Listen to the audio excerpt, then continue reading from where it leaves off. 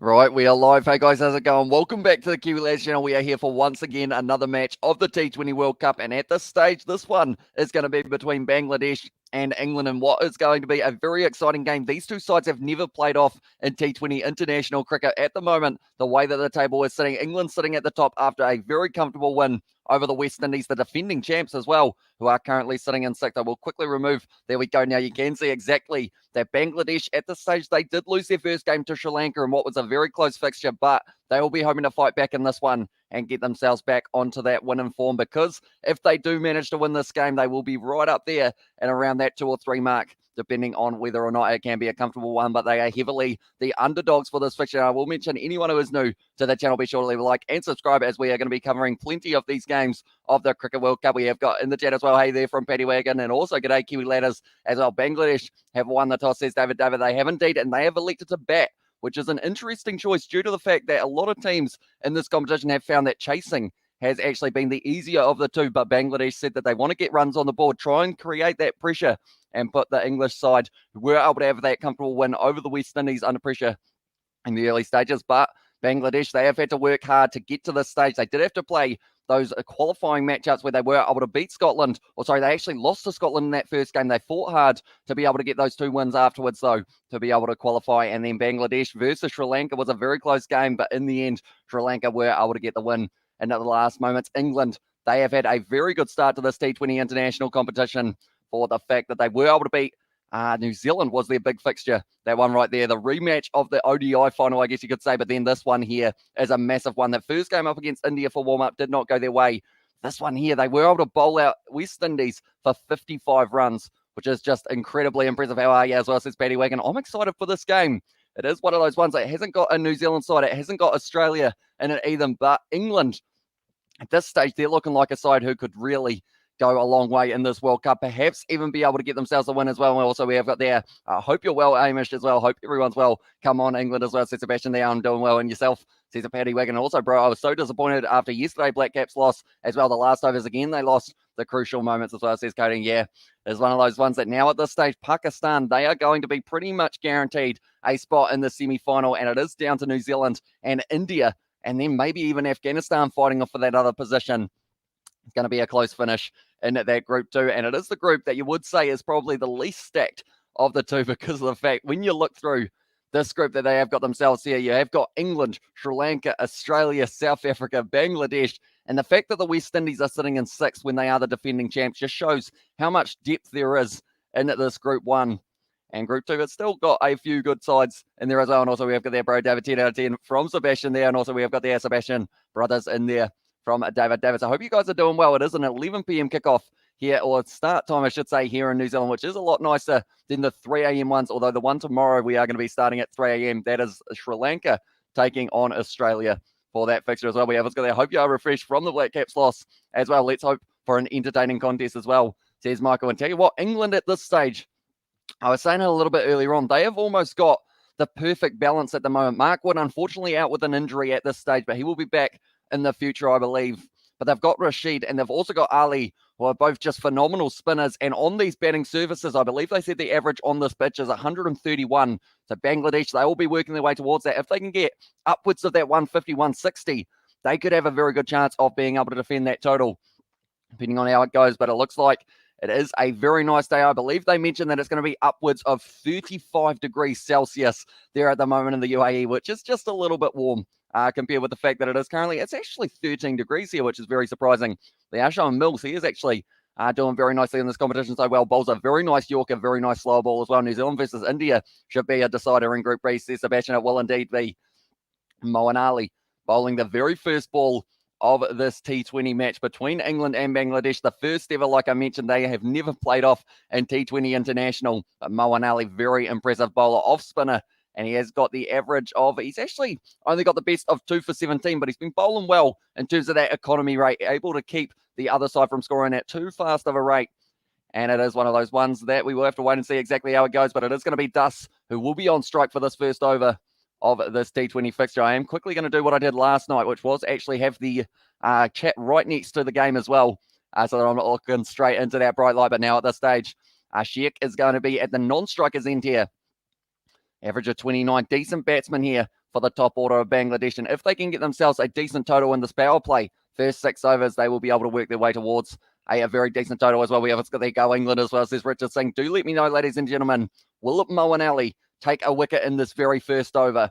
Do let me know. I am keen to hear what you guys say, whether or not he will be able to get himself one. But at this stage, Bangladesh, they did win the toss. They elected to bat, which was a bold call in this one, but they are backing themselves here. Rashid, he has got a lot of skill as well when it comes to that ball in hand. Picked up 4 wickets in the last match up against the West Indies, where they were able to bowl them out for 55. And yes, as well, says Paddy Wagon, for if he is going to be able to pick himself up a wicket. But now at this stage, we are in the moments away from finding out as well. Ali are running in for his first ball. It's going to be hit out, and it is going to be the dot ball there.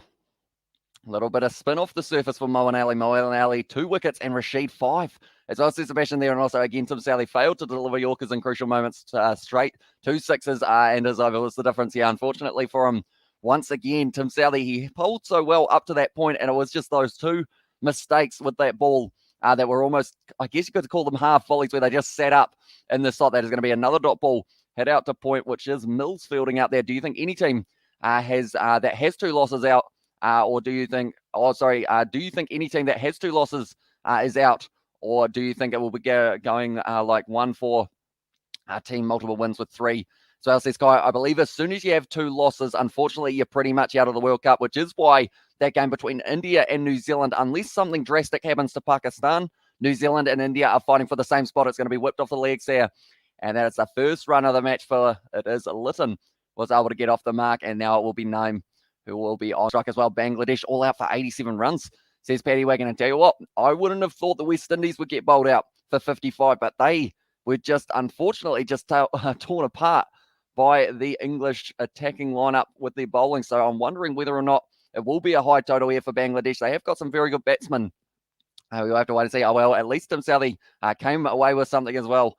Says David there. Yeah, he did get his 100th wicket as well. New Zealand versus India is now a virtual quarterfinal for both teams. As well as he's coding, it is indeed. It is a knockout stage for both of them. And similar prediction here. I think they'll get they'll get bowled out before they reach 100 in evening all. Says Shane, welcome into the live stream, mate. Do let me know who you think is going to be winning this game. I believe Bangladesh were well and truly the underdogs. Moeen Ali on just a little bit straight, whipped away to the leg side just for the single once again. So at this stage, Bangladesh sitting on the 2 runs after facing 4 balls. We better get our scoreboard updating itself. Hopefully now has it. Hopefully that is doing it now. Yes, it is indeed. Evening, Shane. Hope you're well as well, says Sebastian there.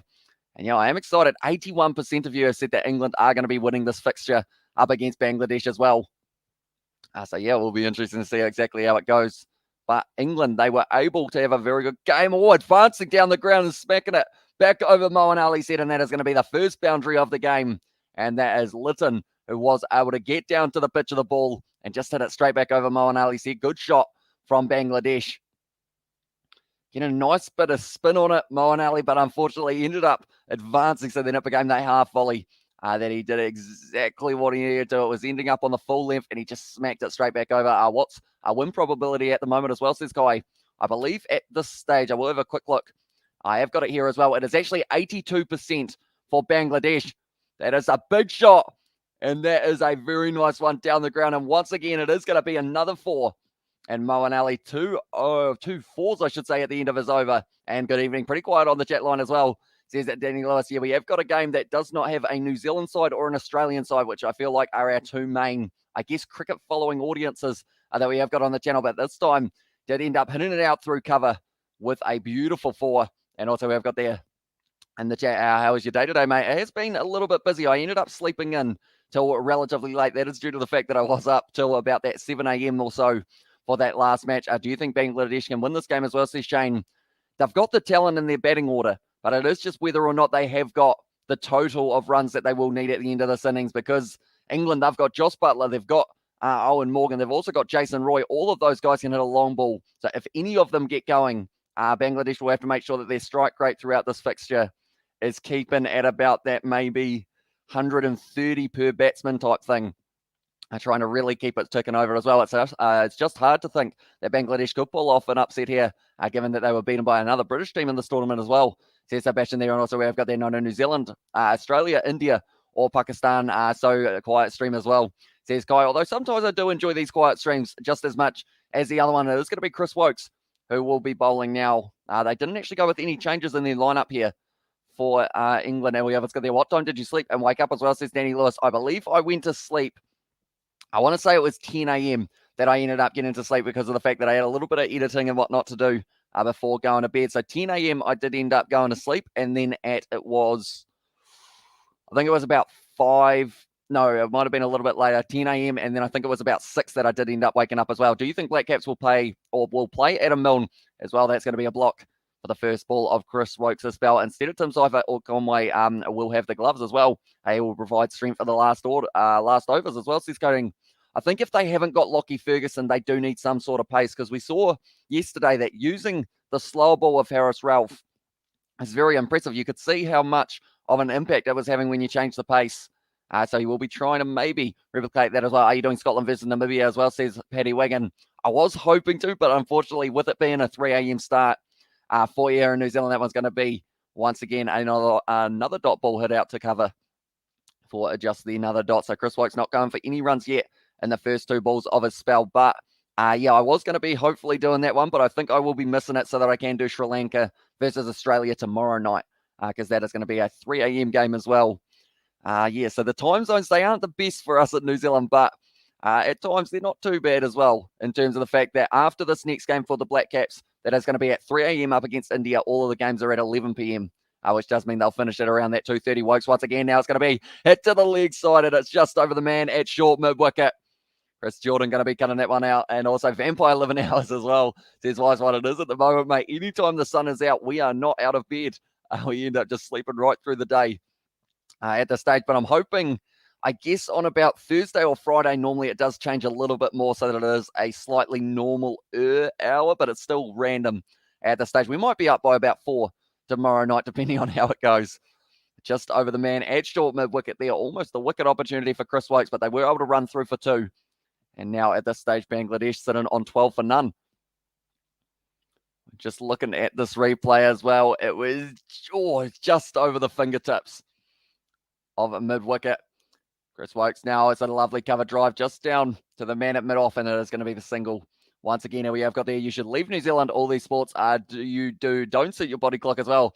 Come to the UK, mate, as well, says Danny Lewis. Although I believe if it's the UK, if I'm not wrong, some of the Super Rugby games that I do on the channel and the Bunnings NPC might be at random hours, due to the fact they'll be right in the, they'll be very early in the morning, I believe, if I'm not wrong. And we have also got their high as well from Morecake. Welcome in as George joining you for any live streams. Says Shane, hopefully this weekend we will be able to get him for 1 or 2 of them. He doesn't normally watch cricket, so that is why, even though these games are on at late at night, so he probably wouldn't come around for them anyway, due to the fact that it is cricket rather than rugby. He doesn't normally join me, but Bunnings NPC, I believe we will hopefully have him for the one on Friday night, Otago versus Canterbury perhaps. And then also, I believe we have got another one that's going to be the shout, but outside of the line. So it is going to be not out. Is from the umpire we have got there. No kidding, mate. All nighters for the remainder of the competition. New Zealand will turn it into a vampire infested land as well, says Sebastian there. And also we have got there at this moment of time. Can you list your semi-final teams? Says Coding. I feel like it's going to be England. The way that they have been playing, they are definitely, I would think, going to be going through, unless of course they lose this game to Bangladesh. That would cause a big kind of upset, I guess. But I'm thinking England, and also I am going Australia. I think they're going to be able to sneak it up against Sri Lanka. That's going to be hard there, and it is just a single, though. Didn't quite get all of it. It's the end of the second over, 13 for none now for Bangladesh after their first 2. But yeah, that game between Australia and Sri Lanka, I feel like it could go either way, but I think Australia might sneak it. So I'm saying Australia, England, Pakistan, and then it's between India and New Zealand. And I feel like from what I've seen from New Zealand so far in this competition, I don't know whether or not they have got kind of that form that would be able to beat India, but that game could also go either way, depending on who bats first. And also we have got that sounds like my team. They got up at 11:30 a.m. My 11-year-old is usually awake by 7 a.m. as well. Says Novam, and also I did memes and maths, and my teacher didn't care as well, says more cake there. And yeah, it's early morning, so it's okay, says Danny Lewis there. But yeah, maybe one day we will end up going overseas, because I haven't actually ever been to an international rugby game for here in New Zealand. So it would be pretty cool. Maybe 2027. I know that Australia might be hosting that World Cup. Maybe we can do something along those lines. Even a Cricket World Cup I'd love to be able to go to at some stage. Mo and Allen Moeen Ali, I should say, is going to be bowling here once again for England. Going for 10 runs off his first over. The last 2 balls that he did bowl, they were both boundaries. So he's going to be careful here, but it is going to be Naeem. Will be on strike. It's well bowled, and it is going to be just a single out through the leg side. We have got there. Hey, y'all, how you do? Hope you're well. As well, says Katie Dixon. We are indeed. And thank you very much for tuning in. What time is it there, Katie? I always forget, but I feel like, are you sitting at 6:10 a.m., Katie? That is a very early morning start. If it is, it's Halloween. Hamish is going to dress up as a vampire as well. And can you dress up for Halloween, please, says Danny. I have actually got some sort of costume planned for the Wales versus All Blacks game, but it is not a vampire. I was thinking about it, heavily considering it, but I thought I would go with something just a little bit different. And there is a reason for it as well, which you guys will get to see. Aussie host World Cup next year, and borders should be fine by then. That one's gone straight up in the air. Top edge, and it's going to be available to be taken. Yes, it is taken. And Moeen Ali picks up his first wicket, and it was Luton who will be on his way now. And that is the opening wicket of the game for Bangladesh. Oh, I should say for England, really. And also we have got there, hey, how are you doing? It's 4 a.m. As Aussie's Katie Dixon, it's even earlier. But Linton Dust, is on his way. And also we have got there, the question said, find X. So I circled it and said, there it is as well, says more cake. And also, good morning, Katie. Hope you're well. As well from Sebastian. Nicely taken there. Awkward catching style there from Liam Livingston, but he was able to still take it there. Or it might have actually been Jason Roy, was it? Who was able to take in a wicket as well, says Sebastian there. It was Liam Livingston who was able to take that one. And now at this stage, England getting themselves a nice early wicket. They will be trying to bowl out Bangladesh as well. Gone, says Novmum. And also we have got there, Paddy Wadigan. Doing well, mate. Thank you, says Katie there. But it is awesome to see you guys here for this live stream, even though it doesn't involve pretty much any of the sides that we have covered in games before. We did the England versus New Zealand game. I believe that's the only English game that we have done so far. Bangladesh, we haven't actually covered any of their fixtures, so it's very exciting to get the opportunity to do this one. And also, the big thing here is these two sides have never played off in T20 international cricket. Can you even consider 4 a.m. at the morning? I consider the night still as well. Says Guy, and also we have got there, hey brother, I am well. I hope you're well too as well. Says Katie. That's the thing. The way that my schedule has been going at the moment, like 4 a.m. for me is around tea time, just with the fact that I haven't quite got it right. Kiwi lads, I just want to say to all the Manchester United fans, RIP your club, gone. Oh, it's another wicket. And now it's Naeem who's on his way. And at this stage now, Moeen Ali picking up the 2 wickets. And someone predicted 5 for, it was Rashid, and 3 for Moeen Ali. At the moment, both openers gone for Bangladesh. How do you people stay up that long, as well, says Betty Wagon? And also, does that mean you eat bacon and eggs at 6 p.m. since it's breakfast as well, says Danny Lewis? I do end up having my breakfast kind of in the evening, although I haven't had bacon and eggs in a little while, perhaps. Got to consider that one as well. Sitting in the office at work, listening to my favourite commentator as well, says Theo. Thank you very much for tuning in, mate. Hope you are having a good day at work at the moment. What time is it there? Do let me know, Theo. And also, we have got there might be an early night if England gets on top of this game as well, says Shane. Yeah, may end up ending at about 2 or so, rather than the 2:50 that maybe my friend nearly died on Sunday from a bad diabetic episode. His turtle died before that. He went to ICU as well, says more case. I do hope that he is all right and he is going to be able to recover from that as well. But that is not good news about him or his turtle in that regard as well. We have got there, if Ol has got any sense of decently, he should leave. He's out of his depth as well. Says it was Sebastian. I assume that it's the Man United coach, is it? Oh, manager, sorry. And also we have got there, what's a good meal to eat? And good old Waimeti as well, says Danny. There's not really many, to be fair. We normally have, I guess, the only takeaway place we've got is a Chinese place, but they do fish and chips as well. So I guess fish and chips is probably the best one that you can get here.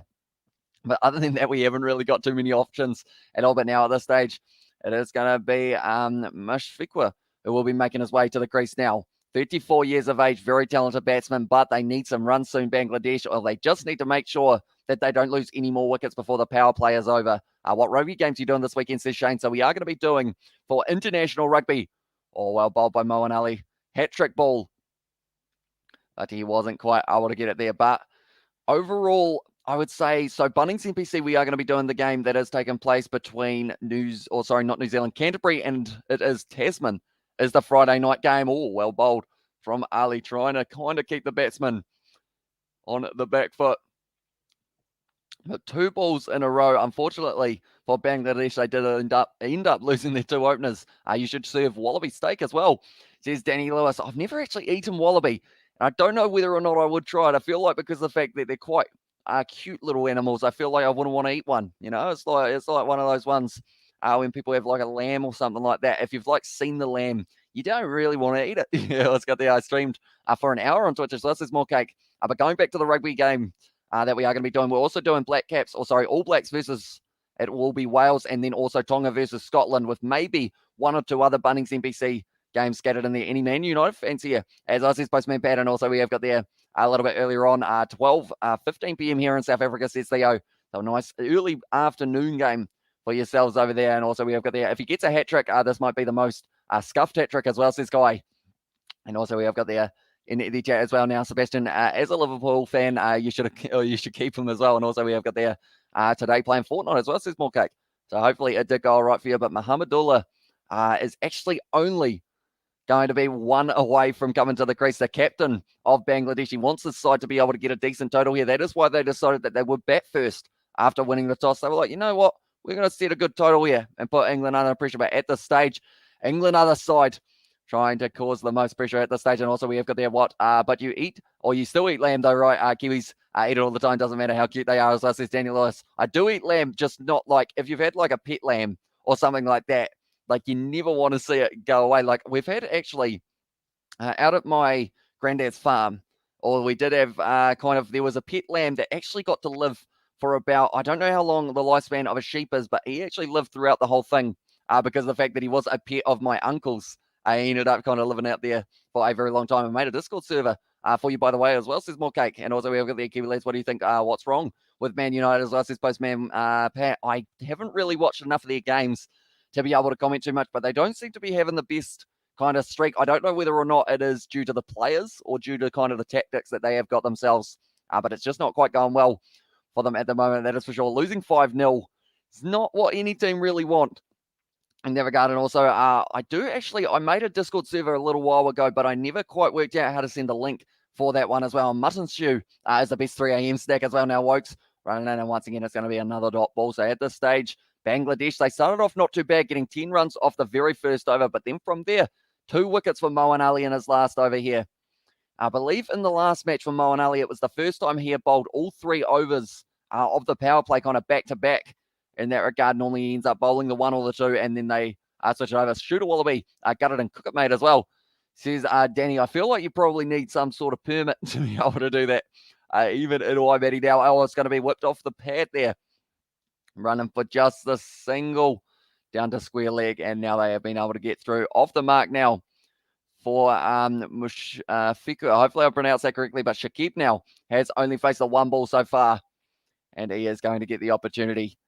Sorry, that was him off the mark. They did actually switch it just a little bit late. Man United need to fire their manager when you're losing your home games 5-0. That's a managerial problem, as I said, Sebastian there. And that is something I've always wanted to try and follow the Premier League a little bit more than I do, although the games are also on at kind of the random hours of the night here in New Zealand, which does make it a little bit tough. But Wokes now running in once again. Oh, it's hit the glove almost there.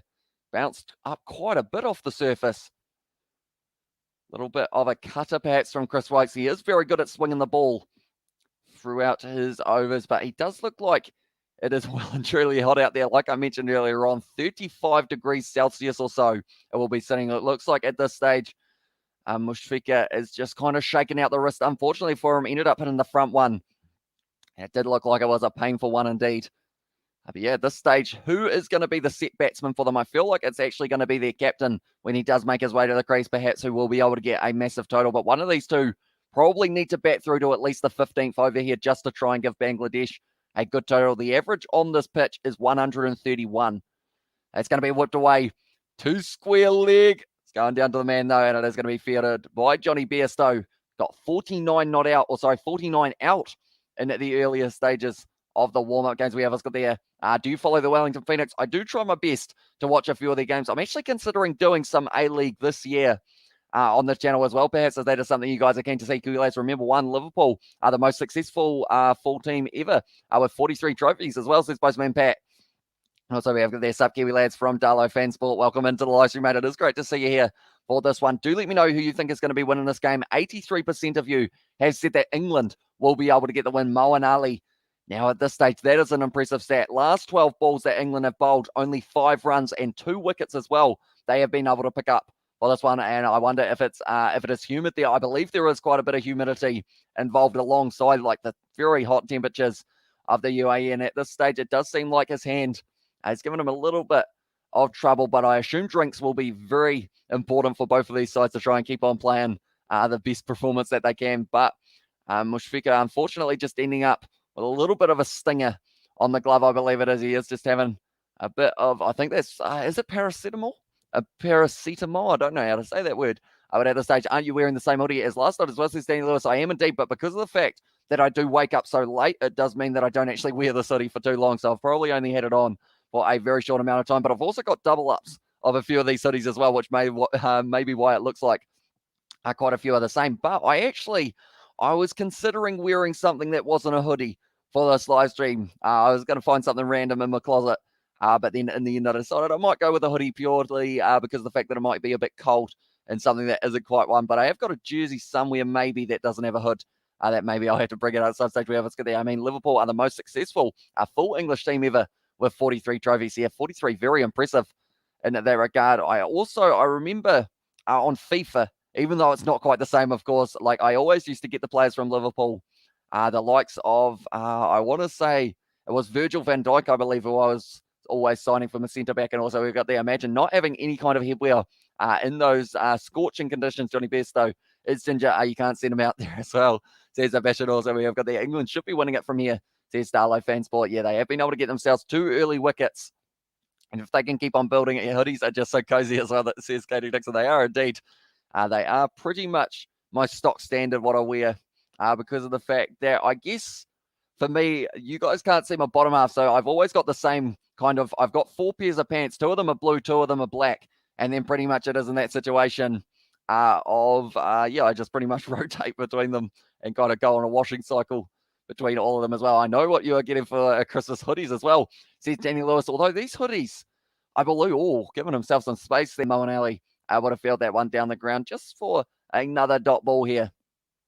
But I believe, if I'm not wrong, I've had these hoodies for about 5 years or so, and they still fit me, which I feel like is a decent effort. But Mo and Ali, once again, it's on the stumps, and it is going to be hit out down the ground for just a single. Once again, incorrect. United have 66 trophies as well, all time, and Liverpool have 65, but Liverpool should overtake them soon as well, says Kai there. But at this stage, they are showing Mo and Ali. He has been getting it just outside of the off stump and really has been putting it on the same mark every single time, which has been helping him out. But he has been going very nicely throughout this competition.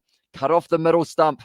And it is going to be once again another dot ball. So at this stage, Mo and Ali, he's got one more ball left of his spell in the power play. And then we'll have one over that they may use a little bit later on. But Rashid is also a player to watch out for in this fixture. Very talented bowler, got 4 wickets. And the last one, he's seen that one. Mushfiqur, and it has gone down the ground, and that is going to be 4 runs off the last ball of Moeen Ali's third over. That now puts Bangladesh up to 24 for 2 after the 5 overs. 1 over left of the power play now for them.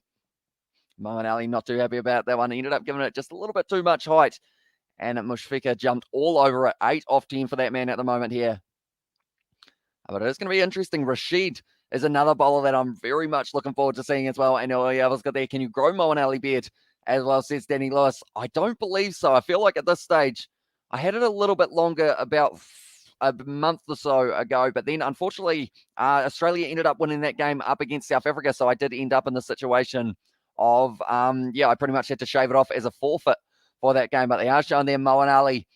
Mushfiqur got onto it very nice and early. And by the way, Kieran Reid's birthday was yesterday, and we didn't sing happy birthday to him as well, says Katie Dixon. We have got there the George, the Kieran, and the Hamish there. And Steve has put Pommies should win this one as well. And yeah, at this stage, they are the heavy favourites to not just win this game, but also to win that Group 1 of the kind of pools, because there is just so much talent in that group. I am going to show you guys exactly how everyone is sitting at the moment. England are sitting in first with that net run rate of 3.97. And then Sri Lanka in second, also getting a win over Bangladesh, going to be whipped away there by Chris Wokes, or by the batsman, hitting Chris Wokes' ball out to mid-wicket for the 2. And then Pakistan, they have pretty much confirmed their spot in the semi-final, but it is between Afghanistan, New Zealand, and India really are the 3 choices of who is going to be able to make it through. But it is going to be very tough. West Indies, defending champs, are going to be going home after this one. I think Liverpool decided Community Shield didn't count, and that's why the difference is in United's favour as well, says Kai. And also Ben Stokes is back for this one, isn't he? He is actually missing for this fixture once again. So they are missing Jofra Archer, Ben Stokes, and then also Mark Wood is out with an injury at the moment, which hopefully isn't going to be too long as well. Community means rubbish. Liverpool are still more successful as well, says Postman Bad. And also my wife asked what face cream you use. Says, is that taken? Oh, what a catch that is. And Rashid able to take it. And that is going to be the third wicket now for England. Rashid somehow dragging that one down. Very nicely done. And England now have Bangladesh 3 down in the early stages of this fixture. 3 wickets inside of the power play with still 4 balls left. Shakib Al Hassan is going to be on his way. 4 runs off 7 deliveries. You do see there, he just tried to kind of hit it to the leg side. Unfortunately, ended up getting it just a little bit outside of the off stump. And India and New Zealand might both miss out as well, says Steve. There is a chance that could happen if if Afghanistan do end up winning a game up against either England or New Zealand. That net run rate from that game up against Scotland could be enough to carry them over. And it would be pretty awesome to see them make it through. Do it as well. And sorry, she was curious as well. Says Danny Lewis for my face cream. I don't actually use any face cream. Mate, I don't believe. No, I don't use any face cream. I guess a flannel does the job. You could say, and you can't just discount a trophy because it isn't in your favour as well. This guy, and also we have got there also Sam Curran, who stayed home.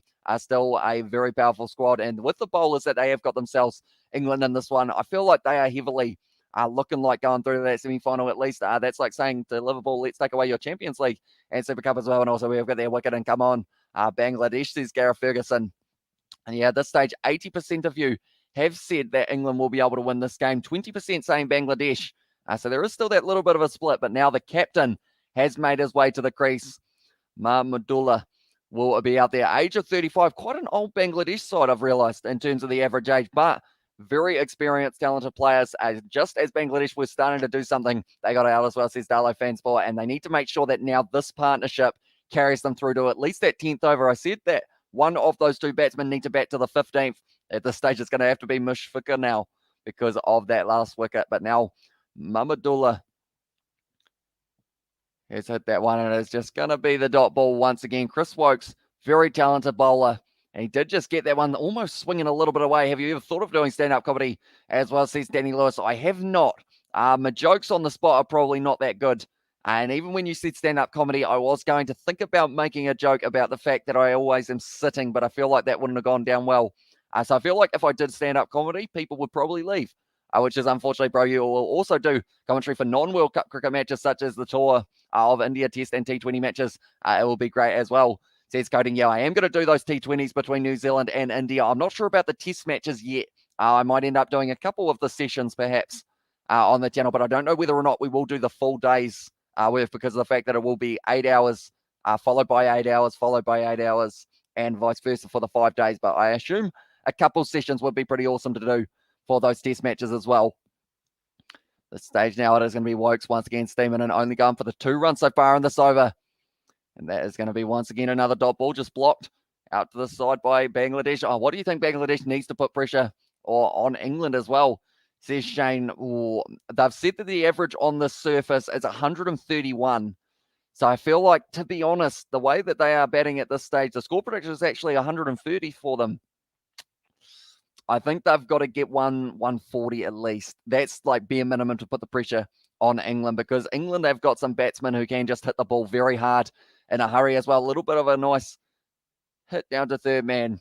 And that is going to be the end of the power play. 27 for 3 for Bangladesh, losing their 3 wickets early on. Wokes getting a wicket in this one as well. If Mahmudullah as well gets bowled out, I think it'll be over, says Sebastian. Yeah, you really hope that they do bat out the full 20, because of the fact that at the end of the day, net run rate is very important.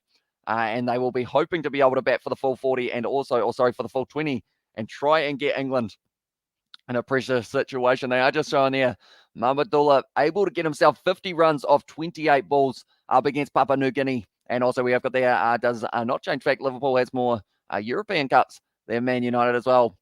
And at this stage, it seems like the rivalry is coming out at the moment between Liverpool and Man United. But I guess, when is the next time those 2 sides play? Do let me know, because the fact that I know that they just did play, but do they get any more fixtures? Because I think if it was Premier League, I did see that Chelsea won their game in penalties, I believe, if I'm not wrong. But now it is going to be Adil Rashid will be bowling here, sitting ICC T20 International 4th ranked, which is very impressive. 64 matches, 69 wickets, and it's best of 4 wickets, 2 runs. That actually happened in the last match up against the West Indies. Trying to get the wrong and right straight away, and it's just going to be the dot ball for Rashid at the start of this one. And also we have I've seen Bangladesh versus New Zealand in Dunedin as well, says Shane. And I believe, if I'm not wrong, other than the Boxing Day test match between New Zealand and Australia, I don't think I've been to any other matches live that I can think of off the top of my head. I don't think I've ever been to a KFC Big Bash game or any other T20 format, which would be pretty awesome to be able to go to one day as well. Rashid now, nice straight delivery. And it is just going to be one of that. What is the most boring sport in the world? Says Danny. I guess it depends on what you're into, really, because of the fact that some people who find one sport boring will find like there's a group of other people who absolutely love it. I know that one that gets mentioned a little bit is probably golf, but I quite enjoy golf. I actually play a little bit of golf when I do get the chance as well. Reverse sweep there. Almost taken there. And he was just able to stop it from going all the way to the boundary. The reverse sweep was looking forward. I think poker is boring as well, says Katie Dixon there. And also we have got there, the next game will be on the 22nd of March, says Postman Pack. And also we have got there, it was the EFL Cup where Chelsea won at penalties. Also Arsenal eliminated Leeds United by 2-0 as well. Oh, tell you what, he almost got to that one there, Mills, and also, but still lost. But they are better side, even if they lost as well. And correct, Darlow, says Postman Pat there. And also we have got there, you might have said, where's Ross Taylor as well? Says it is Shane. And I believe at that stage, yeah, he was actually the coach for Papua New Guinea in this one. Is poker a sport? Says Darlow fans. Oh, I guess that's a good question. I guess it's probably more considered I guess it's not a leisurely activity, a hobby, I guess you could say. It isn't curling popular in New Zealand, says Danny Lewis. I don't believe so. I don't think we got too much curling here. I have actually been curling, though, for one of the school activities that we did have. We got to kind of travel and do a little bit of curling. We were all right at me and Isaac, I believe it was, actually. That's a beautiful shot, but it is going to be going straight to the man at long off, and it is just going to be the single. I think it is considered a sport as well, says Katie Dixon there. And also we have got Sebastian with the surprise emoji, and also you're not the only gunner here, mate, says Sebastian there with the 10 out of 10. And England provide best environment and pitches to play cricket, neutral pitches, good for both batting and bowling. Crowds are also great. All World Cup should be there as well, says Coding. Once again, it's going to be cut away. And once again, another dot ball. Even Katie, how are you, says Shane in the chat as well. But I will mention anyone who hasn't already, be sure to leave a like. Also, subscribe to the channel, because we are going to be back tomorrow night with Sri Lanka taking on Australia is actually the fixture that we are going to be covering. I believe I have got them here. There we go. This one is the one that we will be covering next on the channel. Australia versus Sri Lanka. And then hopefully the next night we will be able to cover that West Indies versus Bangladesh game perhaps. But we will be having the Bunnings NPC will be coming up just before it as well. But after 7 overs here, 30 for 3 for Bangladesh on the rise. I still have doubts with Arteta as well. But Ramsdale is a stake and could see us up to 8th by the end of the weekend as well. And esports is a game, or East Games is a sport, so poker is a sport too as well, says Daniel Lewis. And poker players get paid more than rugby players, definitely if they're good, because of the fact that there is massive there's massive money on the line. The likes of the World Series of Poker, I believe it is called, are kind of one of the biggest ones.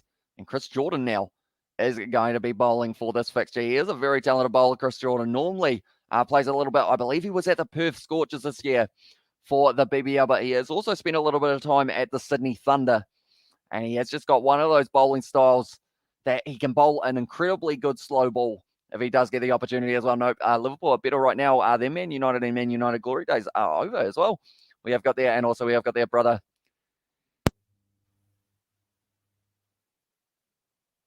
I just sneezed, ladies and gentlemen. I tried to hide it, but I did manage to find the mute button, which is very good news. That has gone down to third man. It's going to be a lot of pressure on Rashid to get that one, and he has been able to do so. Running back for the 2 there for Bangladesh. Do you play poker, says Danny Lewis? Oh, I haven't played it in a wee while, but we have got like a poker set somewhere, I believe. Most boring sport for me is Aussie rules as well, says Darlow fan there. And also we have got the Arteta needs to go, I believe. He was a great midfielder and did a lot for the team, but he can't cut it as a manager as well. And also we have got there the glory era of Liverpool is here as well. Klopp has turned Liverpool into a force, just like how Fergie did before, and our team is great right now. And also we have got their postman Pat. You're just a biased Liverpool fan. Oh, is there a little bit on that one? It is a wide. So the answer is no. We have got there. Hey, brother, I'm doing well. I'm doing well. I'm well. How you doing, son? Hamish, I thought someone's something sparked again.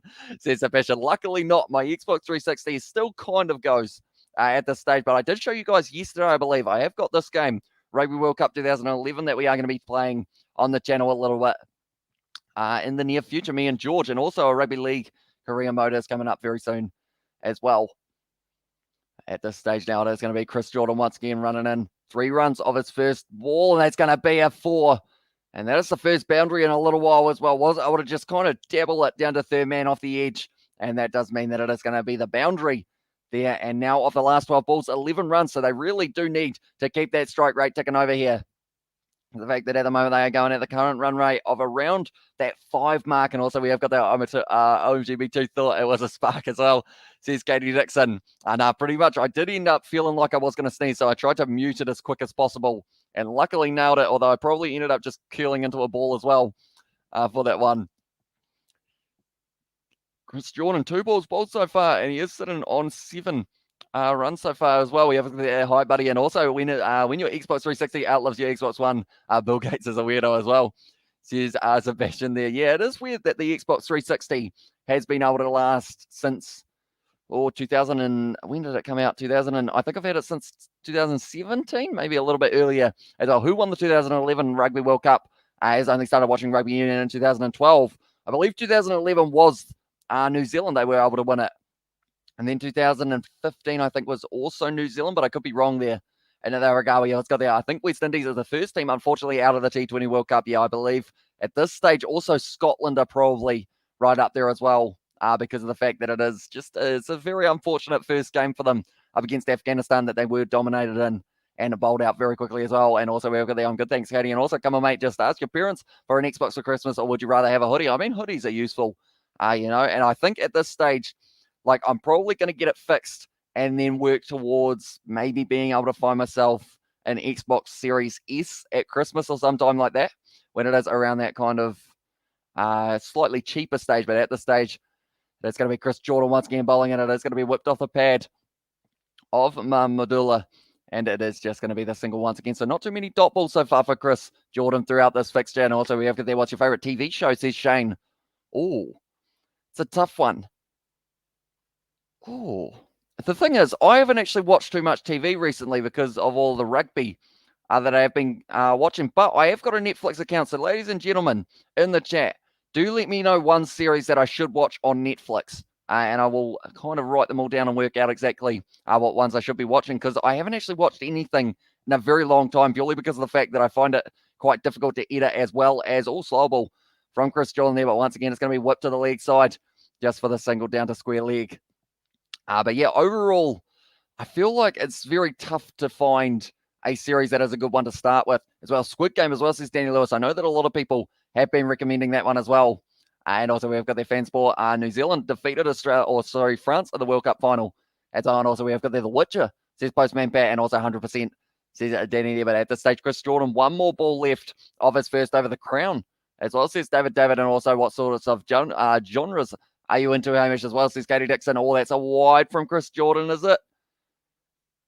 It is indeed. So now he has gone for 10 so far. Squid Game is boring as well, says Postman Pat. And also we have got there The Witcher as well, and Overrated. I would say, like, I don't mind a comedy as well thrown in there as well. Watch Seinfeld, 1990s comedy, but the humour still holds up nowadays as well, says Darlow. And also we've got there Salah has had a couple good months, but wouldn't say he's the best in the world just yet as well. Chris Jordan at the moment, normally very good with his bowling. I believe he was ranked 9th for the ICC T20 International rankings as well. Do you think Wales will have a strong team for the New Zealand game? So in the air, and that one is going to be going out to the man in the deep. I would say, I know that they'll have Liam Williams, and they will also have a couple of the other good players. They will be missing Dan Bigger, though. So that is one of those ones that maybe it will be a little bit rough for them not having him at 10. But I think overall they will have a decent side for that game, Wales, and hopefully New Zealand are able to have a decent performance in that one as well. Poor showing so far, says Mike. And also we have got there, if you're into sci-fi, then Lost in Space is amazing. And also we have got there, I think you need a onesie since you are a hermit as well, wearing a large hoodie as well, says Daddy Lewis there. And spotter on your jacket, by the way, says Immortals. Yes, all right. there probably are a few spiders around here. I did see one the other day up in that kind of corner, and he ended up going into the wall because we got a cable leading out to the kind of outdoor light. So that is slightly unfortunate. Kiwi also the cider or syndicate for Justice League. Sorry, and also we have got the I love that as well. And who do you think has got the top 5 chances of winning the World Cup? Says Darlo. So I am going to say, okay, England, Australia, New Zealand, India, Pakistan, but one of those two sides, India and New Zealand, won't be going through. But I would say overall, those are the ones I think will be the best chance. And also, best superhero film ever, says Postman Pat, with The Dark Knight as well. I haven't actually watched too many of the kind of DC or also the Marvel movies, which I feel like is something that I probably need to change a little bit. I've watched Harry Potter, but that's about it in terms of those kind of type ones. Also, a couple Star Wars I have seen as well, and I enjoyed it so much. I got to go back and rewatch it as well. Says Katie Dixon there. At this stage, it is once again going to be Mushfiqur, who will be on strike to Rashid. Hasn't been able to pick himself up a wicket yet. Oh, he almost changed that. That's going to be a quick single. At this stage, anytime he is bowling, Rashid, you feel like there's a wicket coming. They are 1 over behind as well for the innings timer. So that would mean, that's interesting because I'm not sure what happens if you are behind because of the fact that if they do end up getting kind of too far behind, I believe they will lose some of their net run rate. If not, maybe even points deducted. Depending on how bad it is, the MCU is rubbish. Now, woke rubbish ruined it as well. Says Postman Pat, advancing there down the ground. And that is a nice shot, and Rashid goes for 4 once again here. Bangladesh starting to find just a little bit of rhythm now. My friend wants to send his son to Christchurch Boys School to develop his rugby. Do you recommend as well? Says Danny Lewis. I haven't actually...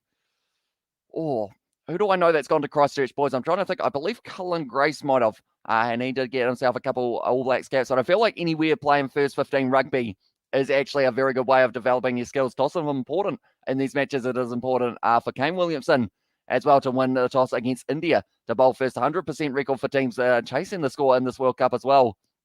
Says Coding. So yeah, it is very important for the toss. And that's the thing. Bangladesh, they won the toss and they actually decided that they did want to bat first, which is a bold prediction for this fixture. But at the moment, 5.54 for their strike rate, or their run rate, sorry. Oh, well bowled by Rashid. It's going to be hit away to the leg side, though. These two batsmen here are the two that I set. What are some rugby high schools that are good for rugby development as well, says Danny Lewis. Definitely not my one because of the fact we didn't even have a first 15 team. But overall, I guess if you go in South Island, somewhere like a Christchurch Boys, is probably very good because Canterbury have been known for bringing through some very talented young players kind of into the Crusaders and also the Canterbury side.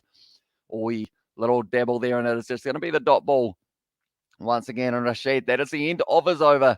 2 overs bowled so far from him. No wickets, but 10 runs off the bat as well. We have got the, if they keep Zach Cinder, sorry. I keep on saying that wrong. And also we have got I watched June today. Absolutely amazing and spectacular, says David Davin. Also we have got there, just look at the stats. Kita 6.7 average goals.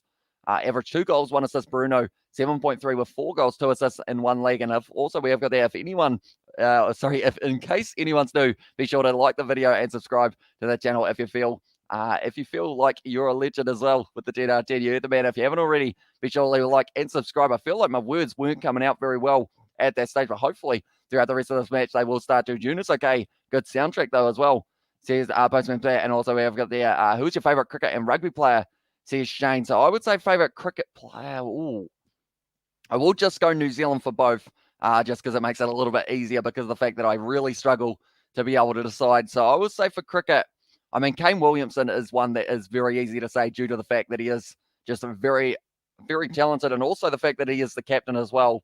It just always leads his side. It is actually going to be Tyrone Mills, Tyrone Mills, I think it is, if I'm not wrong, but he is going to be bowling here. This might be a run out. This might be a run out. It was very good work from Owen Morgan. And did he get this one? And is it going to be maybe Mushfiqur who will be on his way? If this is a run out here, that is the worst time for Bangladesh to lose one right now, as they were just starting to build up a partnership. But I'm going to look at the replay once again here. He's just in.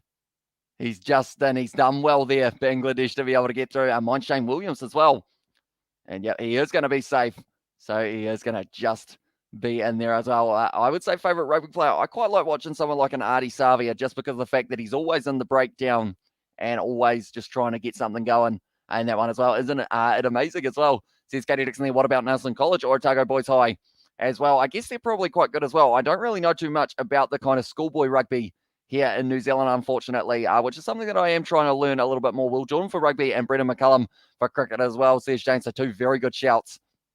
In that regard, slow ball out the back of the hand, out the offside, and it is just going to be for the single. And I think the Bangladesh batsman was saying that he was doing a little bit of the slower ball, but Timel Mills is the name there. And also we have got there. I'm still gobsmacked, bud, says David there. But we do see there out of the back of the hand, also almost a little bit of spin on it as well. Very nicely bowled. Katie Dixon and Sebastian Grammer as well. Restore the Cinderverse as well, says Postman Pat. But now at this stage, it is going to be once again the captain, Mahmudullah, on strike. What do you think the best batter, or who do you think the best batter in T20 cricket is?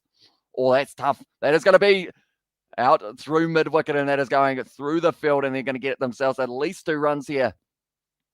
Moeen Ali able to cut that one off, and they have got back for the 2. Best batsman in T20 cricket. That's a tough one because it depends on the conditions as well.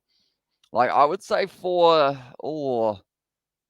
quite like watching a couple of the Indian top order bat as well, but it's very hard to choose just one distinctive player as well. We need a Zach Inder, Justice League 2 and 3 as well. Also, we have got there why Tom Latham didn't play T20 cricket for the Black Cats. He is so cool, calm cricketer needed for these kind of matches. Yeah, they have gone instead. They also don't have Colin Munro as another name that they haven't got there. And even though he did have a decent season overall, but the Perth Scorchers whipped off the legs once again there, out mid-wicket way, and it is going to be cut off. And just the single, well fielded by England. Who will qualify for the semi-finals from Group B, says Naveen. At this stage, I will show you guys how the points are sitting at the moment. But one thing is for sure, Pakistan, they are through at this stage. In fact, we will go like this one. We will have it a little bit bigger. There we go. Pakistan at this stage, they have already got themselves 2 wins. So for me, they are going through. And it is just a case of, I believe it's between New Zealand and India. Whoever wins that fixture, then that is going to be played in only about 5 or 4 days' time. Whoever wins that one, I feel, will be able to go through to the semi-final as well. Afghanistan, though, are a decent shout for being able to possibly make their way in. That's going to be a nice shot there.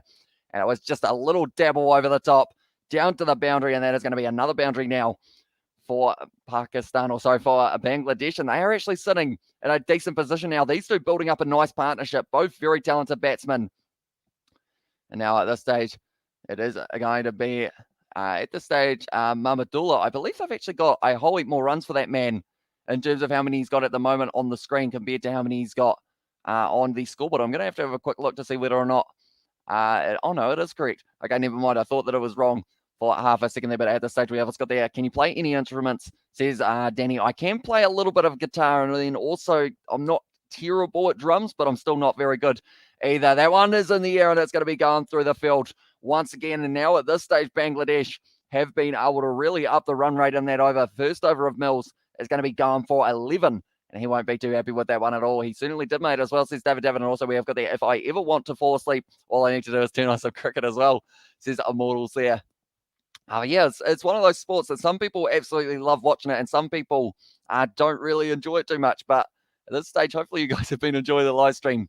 And yeah, if you are new to the channel, be sure to hit that subscribe button. And also we have got there the Woke Syndicate as well, says Katie Dixon there. And electric or acoustic, says Danny Lewis. I did end up originally playing acoustic, but then I did get an electric guitar maybe about 3 years ago or so, but I haven't actually played it too much. But I feel like I should probably try and give it another go. But Isaac, one of the other Kiwi lads, he is very talented when it comes to pretty much all things music, but guitar, he can just absolutely tear it up on the guitar as well. The Cinder is amazing as well, says Spokesman Pat. And also we have got there, if they greenlight a sequel that quickly, that quickly, it'll be the fastest in history as well, says Cody Dixon. And also we have got there, the Syndicate is amazing. And also I'm going to use the word woke so much now as well, says Katie Dixon there. But the drinks break is upon us. 60 runs for Bangladesh here for 3 wickets down. It didn't look too great for them early on. They lost all 3 of their wickets in the power play, but from there they've been able to fight hard. The average score on the surface is 131. So they're not a mile off that at this stage for Bangladesh, but we will have to wait and see. Can you play something now as well, says Danny Lewis? Unfortunately, my guitar is actually out in the shed, sadly, or kind of in the slight sleep out area So I would have to go outside and unlock everything to be able to get it, unfortunately. But yeah, who knows? Maybe in the future I could try and play something. But I feel like it would be pretty basic stuff. Perhaps, and also we've got the here Katie as well. Says up Postman Bat. But do let me know, ladies and gentlemen, how many runs do you think that Bangladesh will be able to get themselves through to? Black Caps versus India is at the same time as Black Ferns versus England as well. And also we have got there, what one are you going to stream? I didn't actually realise that was the overlap in terms of Black Caps and India also at the same time as Black Ferns versus England. But whatever one I do, I'm sure I will have the other one on a screen as well that I can see. Do you think Bangladesh is capable in defeating England as well, says Naveen? They've got the talent. And if these two, I will say, if they can bat through to about the 15th over before losing a wicket, I think they'll get a decent total on the board, and then it all comes down to the court of England in terms of how they are going to go. We need some entertainment as well, says Danny Lewis. Can you bring it tomorrow? I mean, hopefully these live streams are slightly entertaining in that regard, but overall, I feel like it would more be that you guys, your ears would hurt after listening to it as well. Yeah, it's got the 138, says Darlow Sports Fan, or Fan Sport, sorry. At this stage now, wicket after wicket they were shown for that power play, and also we've got the it's appropriate a lot of the time as well, says David there, but taken beautifully by Rashid in the field. He hasn't been able to pick up a wicket quite yet, but it was very close a couple of times for England and Bangladesh, though. They've been able to fight hard in this one. Rahim sitting on 27 off 27, and also it is Mamadullah sitting on 12 of 11 as well. Hamish Streets at 10 out of 10 as well, says Gary Dixon there. But yeah, two very solid innings from these two at this stage. No double figures for any of the top three batsmen as well. Rohit Sharma, India versus Josh Butler, England versus Mohammad Rizwan, Pakistan versus Martin Guptill, New Zealand, which is currently the most destructive opening batsman in T20. Well, that's a good question. That's a good hit down the ground as well. Liam Livingston now getting the opportunity. So I would say, it's between Rohit Sharma or probably Mohammad Rizwan, to be honest. Guptill's good, but he never quite lately has been able to get right through to that stage of being able to kind of get to the 50 or so. He always seems to go out in kind of the 20 or mid-20. You need to get sturdy as well, put on some beats and start dancing as well. These are models there. And also we have got the my year group's Facebook chat is going off as we organise Muck-Up Day as well. Says Guy, and also we have got the I'm sure your guitar skills aren't bad as well. I'm a bit rusty probably, like the strings on my guitar, because I don't think I've played for a few years overall. But Livingston, once again, going to be just going with the dot ball. So going for a single with the very first ball of a spell, but they need a wicket and they need it soon here, England, because Bangladesh at this stage, they're slowly starting to build themselves up quite nicely. Kiwis, I think New Zealand will beat Wales 34-14. That one's in the air. And it is going to be going out through the covers, though. Close to the boundary. Chris Jordan able to cut it off and run through for the 210 max for Bangladesh, my prediction, says Theo. And I feel like that is probably a decent shout in that regard. Definitely if they do lose one or two more wickets in the next little while. Okay, but that's just like your opinion, man. The dude is also I've got there. It's right, mate. I've had a few issues with my name and people get it wrong as well, says Darlow. Hopefully I have been pronouncing it correctly. They are appealing for that one for Liam Livingston. And it is going to be rolling away to the boundary. Do they DRS this to see whether or not they are going to go upstairs to see whether or not they can get that one reverse, perhaps? And also, we have got there, what songs can you play? So I says Danny Lewis, I believe one of the only ones that I can probably do a slight part of is probably You Give Love a Bad Name by Bon Jovi. I think it's probably about the only one that I can think of off the top of my head that I would be able to kind of do something in terms of actually like picking type thing rather than strumming the chords. At this stage, we're looking here. It's actually not a mile off, depending on what way it bounces.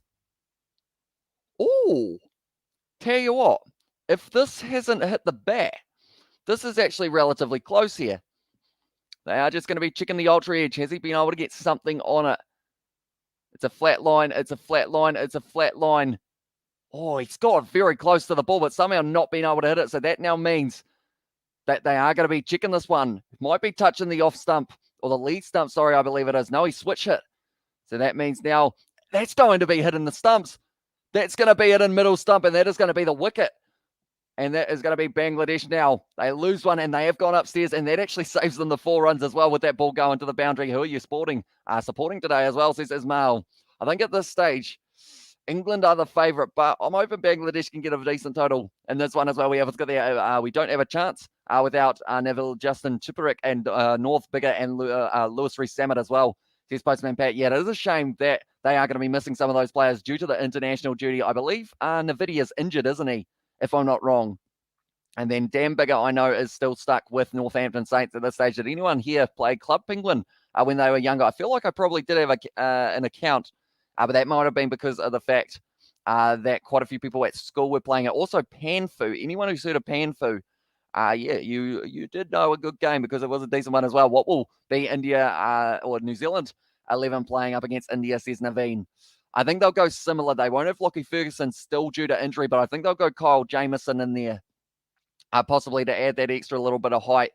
And I think overall they might go maybe, I don't know whether or not you can add Astor in as well. I feel like you need spinners, though, on the surfaces that we have got in the UAE. And also we have got there, we don't support England and New Zealand. Go Bangladesh nuts as well. There's Immortals there. But yeah, this stage 4 down for Bangladesh, 63 for 4. Unless, of course, Immortals, the only way other than that to look at it is to go that you want to see England go through to a playoff game so that New Zealand can also play them in that one and then win so that they have the last one. But it's going to be tough to do. England at the moment, they are a very strong side, and now they are going to have a new batsman at the crease. It will be a fifth, Hossein Drubo as well. Hopefully my pronunciations of some of these names are all right, but I do apologise if I have been getting them a little bit wrong. But a fifth now is going to be on strike to Liam Livingstone. Once again, has been able to get himself a breakthrough wicket. He's only a part-time spinner, and he does normally get quite a few, but it spun quite nicely off the surface. Did try and play the reverse, and because of it, the review was retained for them as well. No, but I played out of Neopets as well, says Katie Dixon there.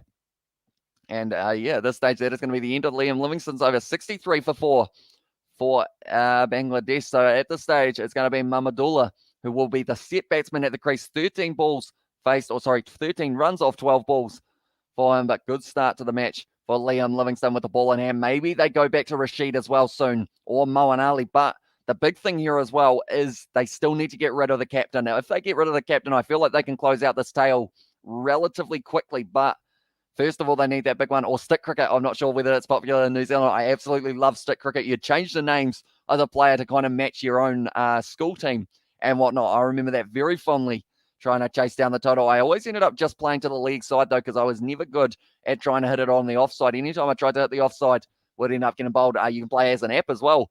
Says Danny Lewis. This stage now, it will be Mamadullah once again on strike. Chris Wokes will be getting the opportunity. Bowled 3 overs so far, only 1 for 9 off his 3, which has been very impressive from him. When White Ben Stokes left New Zealand to play cricket for England as well. Says Coding.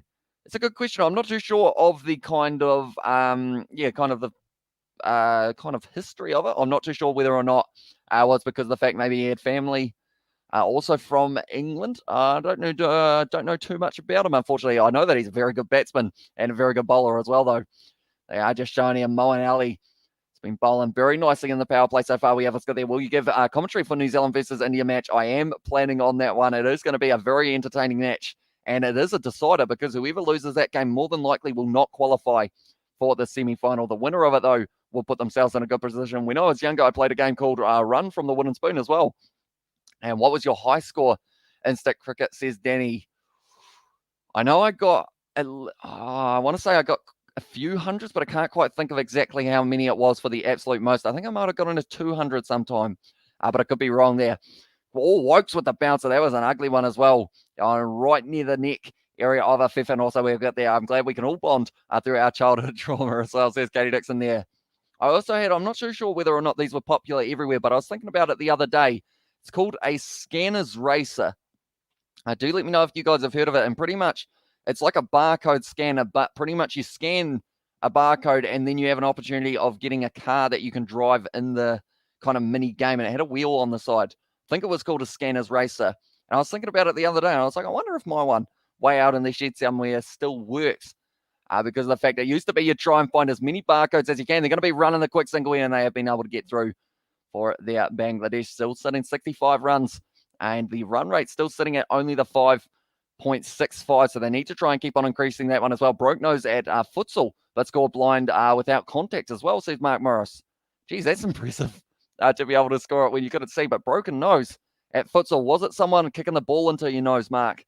Do let me know. Or did you end up kind of falling over or something along those lines? I play the game called Run from my dad because he's going to slap me as well, says Darlow Fan Sports. Ooh. That was a little bottom edge. That got me a little bit excited there. I heard the noise and thought maybe it was going to be carrying through. At this stage, they are still going to be bowling very economically here, England. They've had a couple overs, like the likes of Mills' first one that he did have. Also, I believe it was another first over from Moeen Ali. And then there was one other bowler who also went for quite a few for his very first one. It might have been Rashid at this stage now. If they can go at 12 and over from here, Bangladesh, they will get themselves 165. But the current projected score is only sitting around that 111. And also we have got the got falconed as well, says Mark. So hopefully it does recover. Not too bad. Did you at least win the game, Mark, for your futsal? Because you did say that you did score a goal. So hopefully you did end up winning that match. Your opinion on India versus New Zealand match, who was going to win, says Naveen. It's a tough one. I would say overall, from what I have seen from New Zealand so far, unfortunately, I'm just in that situation of I don't know whether or not New Zealand have got it in them at this stage. They haven't been able to win a game in the warm-ups, and also they haven't really been able to get going in that last game that they played up against Pakistan. They got close. So I feel like it's going to come down to the wire, but I think India might be able to sneak it. Is that going to be an overthrow? It is indeed. And that is an extra run that England did not want to give them as well. He bought Bluetooth speaker in my office. Now everybody is officially listening, Kiwi lads, as well. Oh, big shout out to the boss, Andy, says that Theo. So welcome into the live stream, guys. Thank you all very much for tuning in. Hopefully you are working hard in this one, just like England for their bowling. 12 overs gone, 64 for 4 at this stage as well. Once I got there, now we got smashed, but it's okay because I committed fouls. So life's good as well, says Mark Morris there. And also, we've got their high C shark game. And also, who was this guy called Connor Maynard spamming your channel saying he loves BK Sport? I'm pretty sure he is one of that channel's fanboys, I believe, more than likely. But we have actually been talking a little bit, me and BK Sport, because we have got a podcast where we talk all things rugby. But yeah, pretty much. I think it is just someone wanted a little bit of the attention as well. We have got there, have you broken any bones? I luckily have not. I'm trying to think of the closest thing that I've had to a broken bone, but I feel like it's only something like landing heavily on my knee on concrete, kind of after trying to do. Here's the thing. Little tip for you guys. If you're on concrete, don't try and do a like jumping side kick with a soccer ball, because of the fact that will hurt your knee when you land on the ground, because what goes up must come down, and then the concrete is not very soft. So that's a little bit of a tip there as well. My others got there only a slap as well. Your dad was a wuss. My dad would at least give me a right hand as well. Season Mortars. Jeez, that sounds rough. At this stage, 6 runs off the last 12 balls for this fixture for Bangladesh. So they really need to get that strike rate going up very soon, because it's currently sitting on 5.73. Liam Livingston once again bowling it nicely. It is going to be going out to point, and I believe there's no one out there. That's made it to the boundary. And Bangladesh pick up another over, or another boundary, I should say, and it was a 5th. It was able to hit it all the way there. Liam Livingston at the moment, he is the part-time spinner.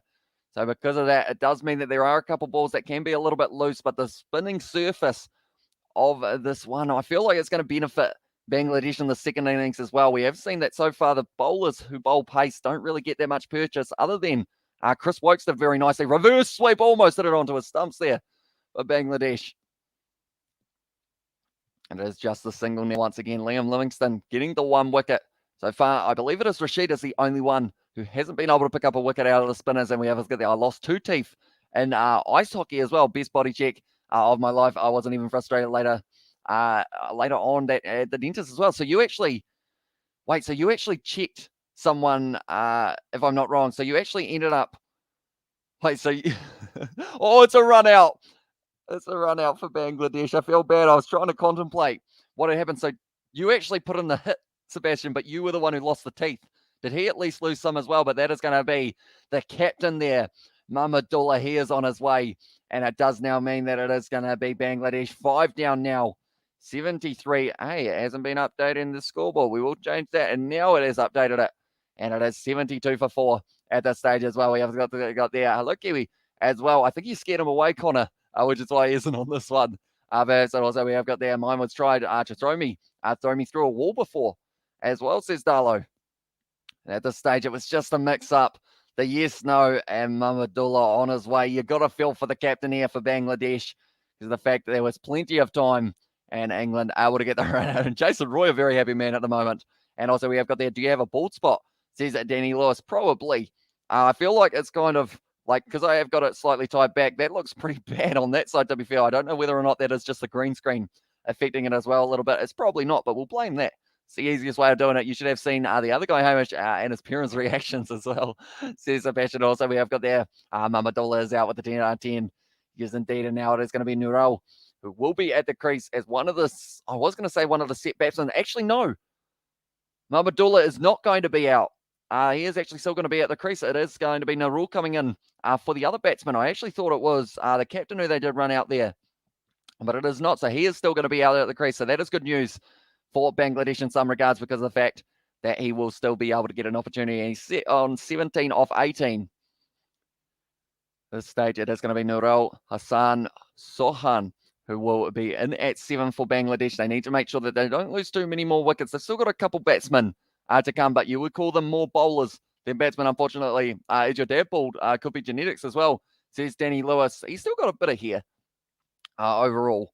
But that is why anytime that people are like, hey, you should cut your hair very short, I'm like, yeah, nah, but if I do, it may not grow back. So that is why I'm always keeping it as long as I can for now. Liam Livingston once again running in, and that is going to be another one. It's a yes, no, and it's going to be a second run out, is it? Oh, I think he just got in. I tell you what, you can't afford to have 2 run-outs in a row here. A little bit of the stutter Nurul. I believe it was Mamadullah straight away saying, yes, we're going for 2. Is he going to be out? I believe he just got in there. We assume. We give him the benefit of the doubt. Justin, lucky. Very lucky for Bangladesh there that he didn't end up getting run out. But that is about the 3rd time that it's been very close to a run out. One of those has actually been the run out. That was the last one that we did see. Now at this stage, not out is the call as well. That was my yawn there. And so he doesn't have much here. He's got a little bit, but not a lot kind of on the top. And also we have got there Mamadullah. Oh, it would have been a direct hit. And if that had hit the stumps, that would have been another run out for Bangladesh. They need to be careful right now. But Mamadullah, though, 70 runs. I feel like at this stage, if he pushes his way towards the 70 runs, it would be very impressive. And I would say that would give Bangladesh, because I mean, another 50 on top of this for his total. I'd assume Nurul will get a few along the way as well. So, you know, they're looking at about that 130 or so, which would actually be probably a decent total on the surface. They have had the average of 131 so far when batting on this pitch. They just tried to start a chant. The guy who was on the kind of, you know how they have like the hype man at the ground, and he was like, let's all go for England. And then it was dead silent for that one. And now he's saying Bangladesh, and they are all going for it as well. Do you feel Bumrah or Malinga kind of action bowlers find it easy to bowl Yorkers at ease as compared to clean action bowlers such as Mitch Starc and Tim Southee as well? Malinga's is certainly a deceptive kind of style because of the fact that it comes from such a wide angle that pretty much when it happens, like it's from a different release point. Like even seeing a bowler, I'm going to go like this for a second. When a bowler releases the ball from about there and then he goes over and releases it from here, that was close to the edge. And then off from here, it all completely changes the dynamic of how the ball's going to bounce and also the kind of angle that it's going to come at you from.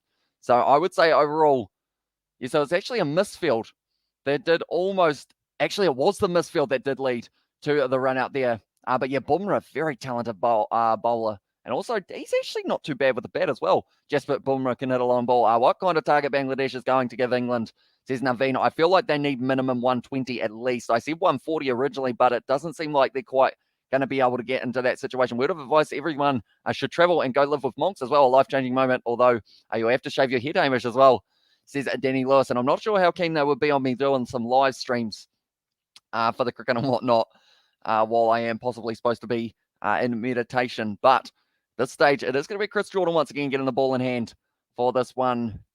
120 minimum, I would say, for them. John Olomu, David Campese, or Joe Roth. Start one, bench one, drop one as well, says the Darlow. So straight away, unfortunately, you're going to be disappointed in me, but I have only heard of John Olomu. Unfortunately, I can't quite, or I have heard of David Campese, but I can't think of what he looks like or what position he played as well. England, it's nice to actually hear cricket at a cricket match as well. Or hear a cricket at a cricket match. There's a mention there. No internet. So don't worry as well. And also we've got their hi in the chat as well. Welcome into the live stream, mate. But at this stage, just down the leg side a little bit. They are just showing the run out, and it was just unfortunately the few problems, and it was almost the very next ball that they almost lost their next wicket, which would have been a shame.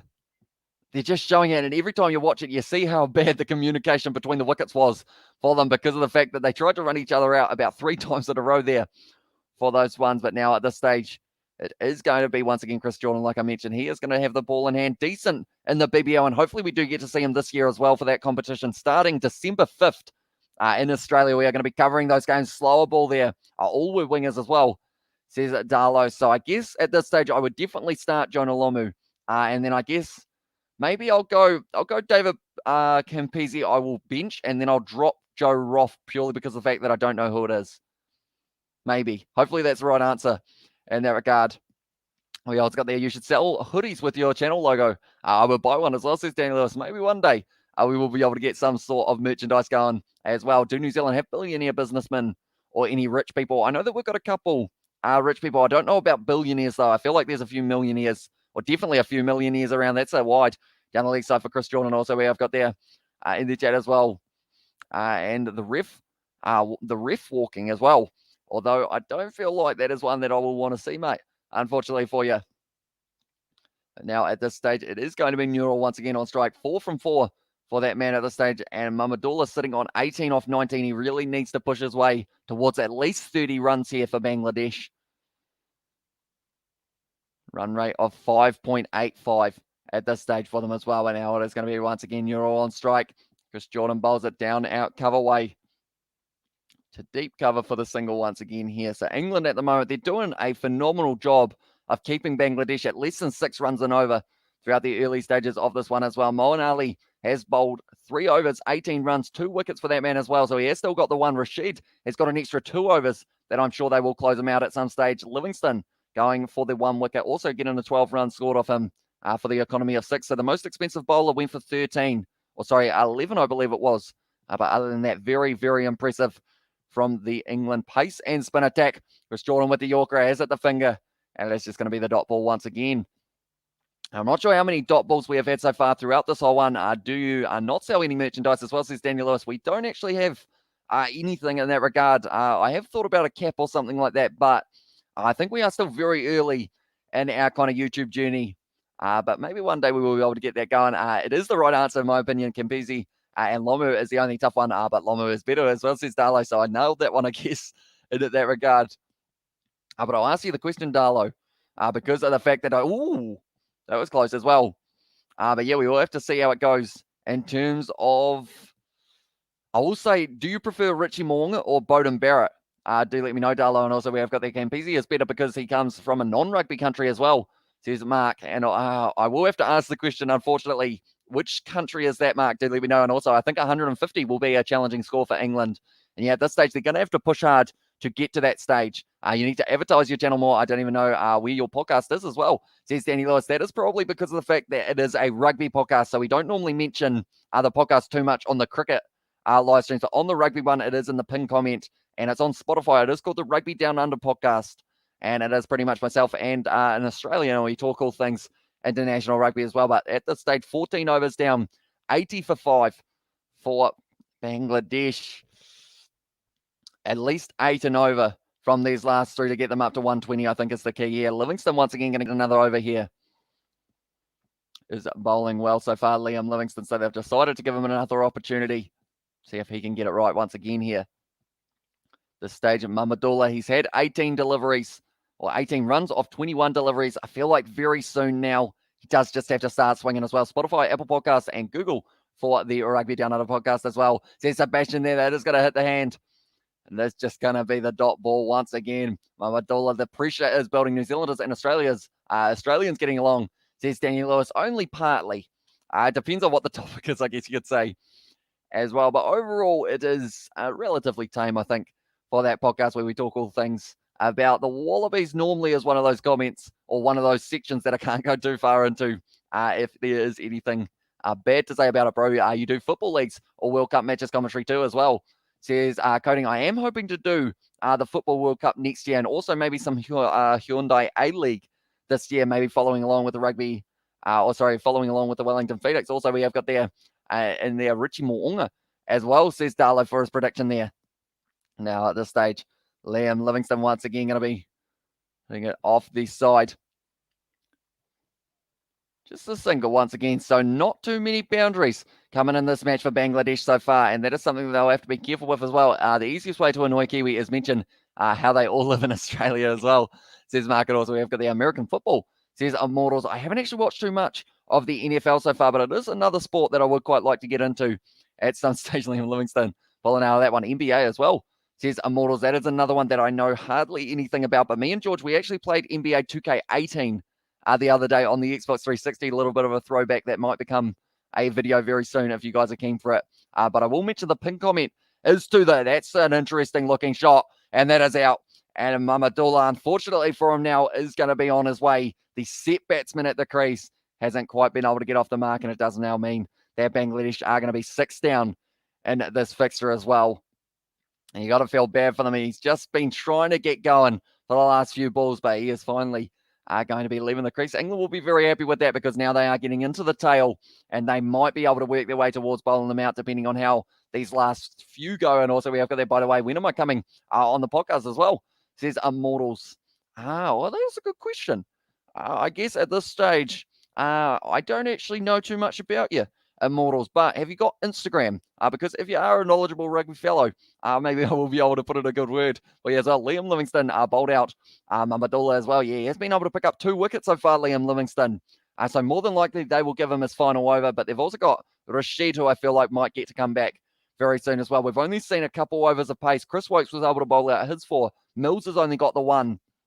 But I would say Ali and also Rashid is the way to go here. The pitch looks like it's giving a lot more purchase to the spinners or Chris Wokes because of the fact that he does pitch it up a little bit more and also can get a little bit of swing as well. Do you think LaRue should retire and give the jersey to Fussy? Or should Fussy be on the wing? So this is Danny Lewis. I think Apalele Fussy, I would have him at fullback because of the fact that they have got a lot of talented wingers as well, and it will be hard to juggle them. Although, to be fair, if it did mean with Chesil and Colby still out with injury, I would put him out there on the wing if we can go as well. Mark Morris as well in the chat. And also we have got there in the chat as well, Mahidi Hassan is the name there. And also your reaction on Devon Conway's Superman catch of the T20 World Cup yesterday. It was very impressive from Devon Conway. And yeah, it was one of those catches that seemed like it was going to be kind of the difference maker in that game. But unfortunately for them, just it didn't quite end up going that way. But now that is the end of the over. And it is going to be 83 for 6. After the 15. So we're getting close to the end of this innings here. And I believe they were running a little bit behind. So they will have to be careful there in terms of whether or not they are going to be kind of ahead enough, I guess you could say.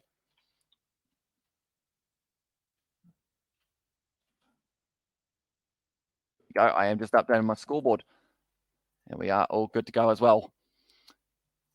But yeah, at this stage, it's going to be exciting to see how it goes. And also, we've got their very tough teams in Group A. I can't say which team is going to qualify for the semi-finals from Group A, but in Group B, a match between New Zealand versus India will be very crucial. Do you agree? I do indeed, mate. Anything that happens in that game, whoever loses it is going to be missing out. We will show it once again. Pakistan, they are through to the semi-final, I feel, at this stage, unless somehow Afghanistan get a massive victory over Pakistan. But then the thing is, New Zealand and India both still can't pass them. And it will be Tymon Wills now who will be getting the opportunity. So 5 overs left. So he will get a couple, I would think. Then also Rashid has got 2 available. Ali's got 1. And then also Livingston has got 1 if they decide to use him once again here. At this stage now, it is going to be showing the wicket that Liam Livingstone was able to pick up. He just ended up swinging through very hard for that one. Mamadullah and wasn't able to quite get onto it, unfortunately. Australia and England from Group A, I'm 99% sure as well, says Sebastian. Although that game between, it would be, I guess, Sri Lanka. If Sri Lanka pull off an upset and do end up winning that game up against Australia, then that could cause a few problems because it could be Sri Lanka and also England making their way through. That is if England win this game, which at this stage they are working their way towards, as it is still sitting only 5.5 for their economy, and that is another good ball from Tymon Mills. And also we've got there, what do you think of rugby players that don't specialise in particular positions? E.D. Hodge, Creel Havili, should they specialise in one position or not? I think it kind of depends on the team that you have got for yourself, because if the likes of David Havili, he was an original fullback And then from there, he did see that he had no chance of getting selected as fullback due to how many fullbacks New Zealand has. So he went, I'm going to change into a centre. And now he is getting to start quite a few games as well. So I feel like if it's like maybe Rieko Ioane is a bit of an example of being either out on the left wing or in the centres.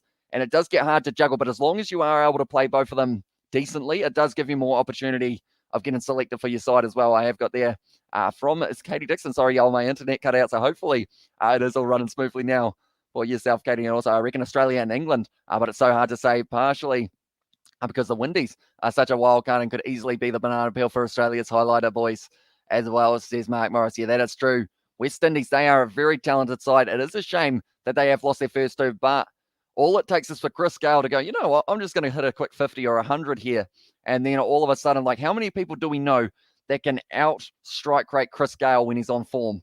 Like, it is just one of those ones. It's a very rare achievement that was almost a take by Jason Roy. And that is just going to be the single once again. So Mills, after his 1.4 overs, going for 14 out of the past 5 Rugby World Cup winning sides. How would you rank them? 2003 England, 2007 South Africa, 2011 New Zealand, 2015 New Zealand, and 2019 South Africa. I know that people say, was it the 2011 or 2015? I know that there was one of those two that people said we were at our like best of the best for the All Blacks. But then saying that South Africa 2019 did very nicely as well. England, they fought hard to be able to get that first and only Northern Hemisphere World Cup, which was very nicely slow ball there from Mills. Once again, only going for the 3 runs so far. So the economy at the moment, England are just not giving any loose balls away. I've been having that trouble. Rang my provider the other day as well, says David. But yeah, I would say that New Zealand 2011 or so, I would say it's not how much the Windies go through, but hurting Australia's chances as well. And there from Mark Morris there. And also we have got there the 2011 All Blacks were majestic as well, says Sebastian. And tell you what, if only they were licensed in this 2011 Rugby World Cup game that I have got myself, it actually makes me disappear quite a bit. But now Mills is off the edge, and that is going to be it's going to be 4 runs, and that is actually a gift for them. It did end up hitting the edge of the bat of Mahedi, and he has been able to get it all the way to the boundary now. Now, this stage, 90 for 6 after the 16 overs as well. And yeah, we all have to wait and see how it does finish for them. Bangladesh here, I said 120 was minimum. I feel like they can push towards that, depending on how these guys go here as well. Make sure you bring guitar tomorrow. My wife is looking forward to it as well, says Daniel Lewis. I will see how it goes, although I believe it will be way out of tune. So whether or not I can find the charger, or not the charger, the tuner, might depend on it, or else it will sound probably pretty rough. I haven't played it for a few years. And also we've got there, I see a couple of good wickets from Hassan, and 50 from Chris Gayle is a possibility as well. Says Sebastian there, and they are giving it back to Rashid. He would like to clean up the tail. He was able to get 4 wickets in his last fixture, only going for the 2 runs here in that last fixture as well, up against the West Indies. 2 overs, 5 dot balls, 10 runs, and the economy of 5. But he's got a very deceptive wrong, and I guess you could say, for him to be able to get himself maybe a wicket or 2 in this one. Before the match, I thought he was going to be able to get 3 in this one, but I feel like Moeen Ali perhaps will be the man who gets the 3 in this one as well. South Africa has a lot of problems at home, fixture sports as well, says David there. Now the staging roll is going to be on strike with Rashid bowling. Well, Bolton is going to be knocked away to the leg side just for the single there once again for Bangladesh. So they need to somehow get that current run rate above 6 before the end of this one. Virat Kohli didn't win any major ICC tournaments in his captaincy. I think luck is not favouring him. What do you say as well, says Naveen? Yeah, one of those players, Virat Kohli, like, he's a very good captain.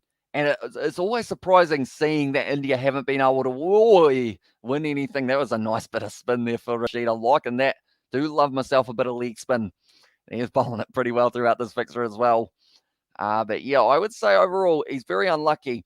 Can you read music as well? Says David, not very well. I remember we did music theory for high school for one of the exams, and I think it was the only exam out of all of them that I did end up failing trying to write sheet music.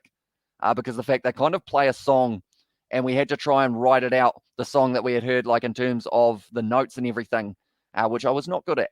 Fun fact that also we have got that Cock made news in Australia, which is rare. We usually only get news about Australia, Australia, English, Indian, and Pakistani cricket news, as well, says Mark Morris.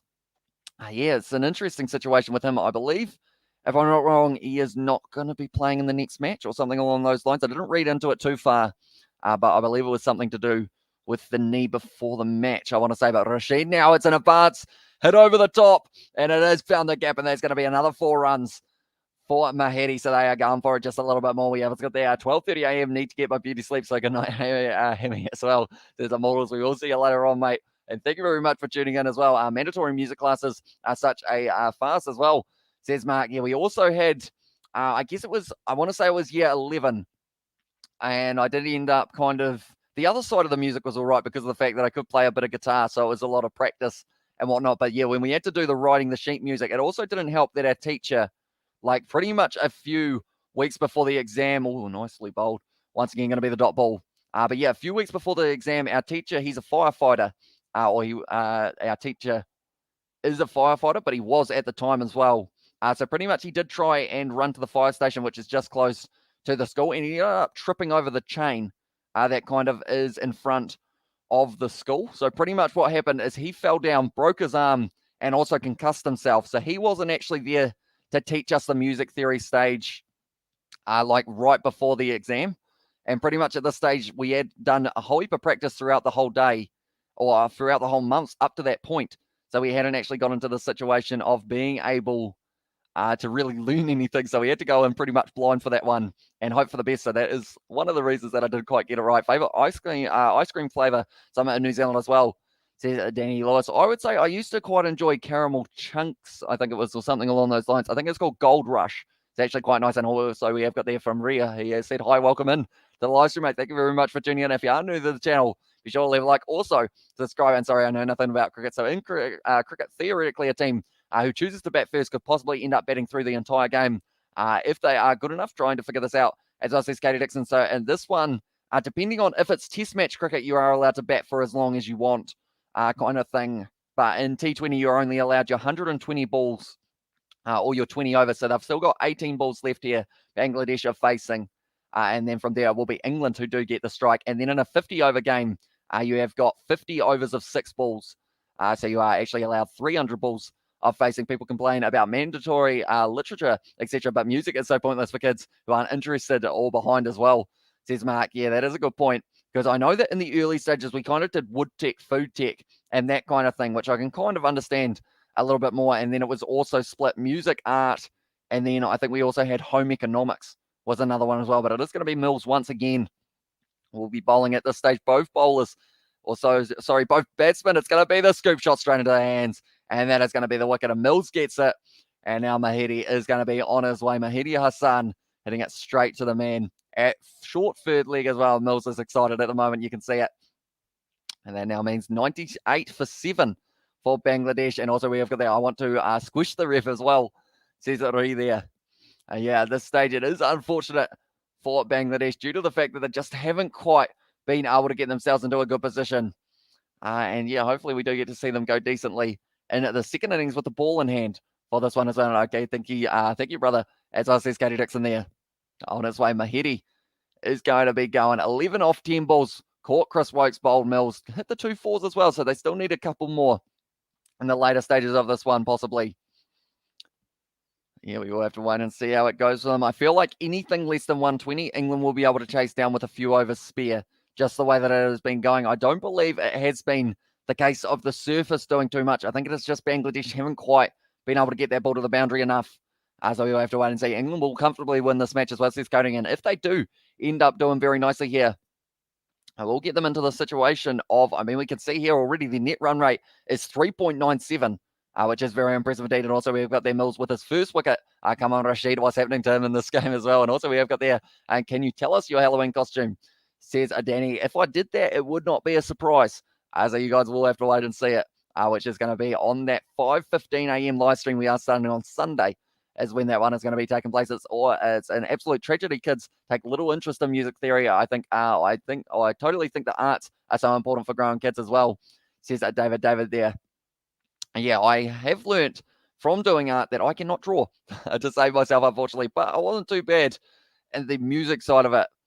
Food tech was an interesting one. I think I actually told a story about food tech one other time about the chives, which some of you will remember. Well, that one, David Milan, also Aaron Finch or Virat Kohli, all in their prime as well Oh, I mean, Virat Kohli in his prime, I don't think there's anyone better. But then saying that, David Milan and then Aaron Finch as well, both have in their own time that they have been phenomenal. So I'd take them all on a team. If they all wanted to sign for a team that I was on, I would be well and truly happy with that. That is for sure. At this stage now, Mills 2 balls into his third over as well. So he's still got the option of bowling perhaps the last over of the match if they decide to go to him. He's charging now once again here, Mills. Oh, he did the little bit of the slow ball. He did the big exertion as well. And also we've got their height as well. And at this stage, it is going to be Mills that's brought up the 100 though for Bangladesh. So another 20 runs on top of this gets their current run rate to 6. And that is about as good as it may get for Bangladesh here. And also we've got then, but mandatory music is often not a good way of fostering that, both due to the bat syllabus. Hopefully I pronounced it correctly, and just no one wants lights being forced into stuff, as says Mark there. And also we've got the cricket team is more than happy to recruit Virat Kohli as well, says Sebastian. That one's gone straight up in the air. Is anyone under it? He's trying to get forward. He hasn't been able to take it though. Chris Floke's almost able to get himself another catch, and that is going to be the quick 2 run by Bangladesh as well. Didn't look like it quite carried to him.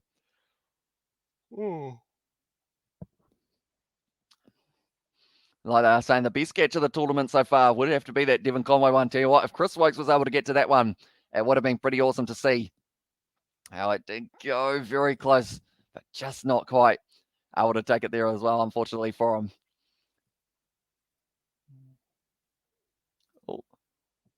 I pressed the wrong button there, and my game has disappeared for just a moment. There we go. We have got it back now as well.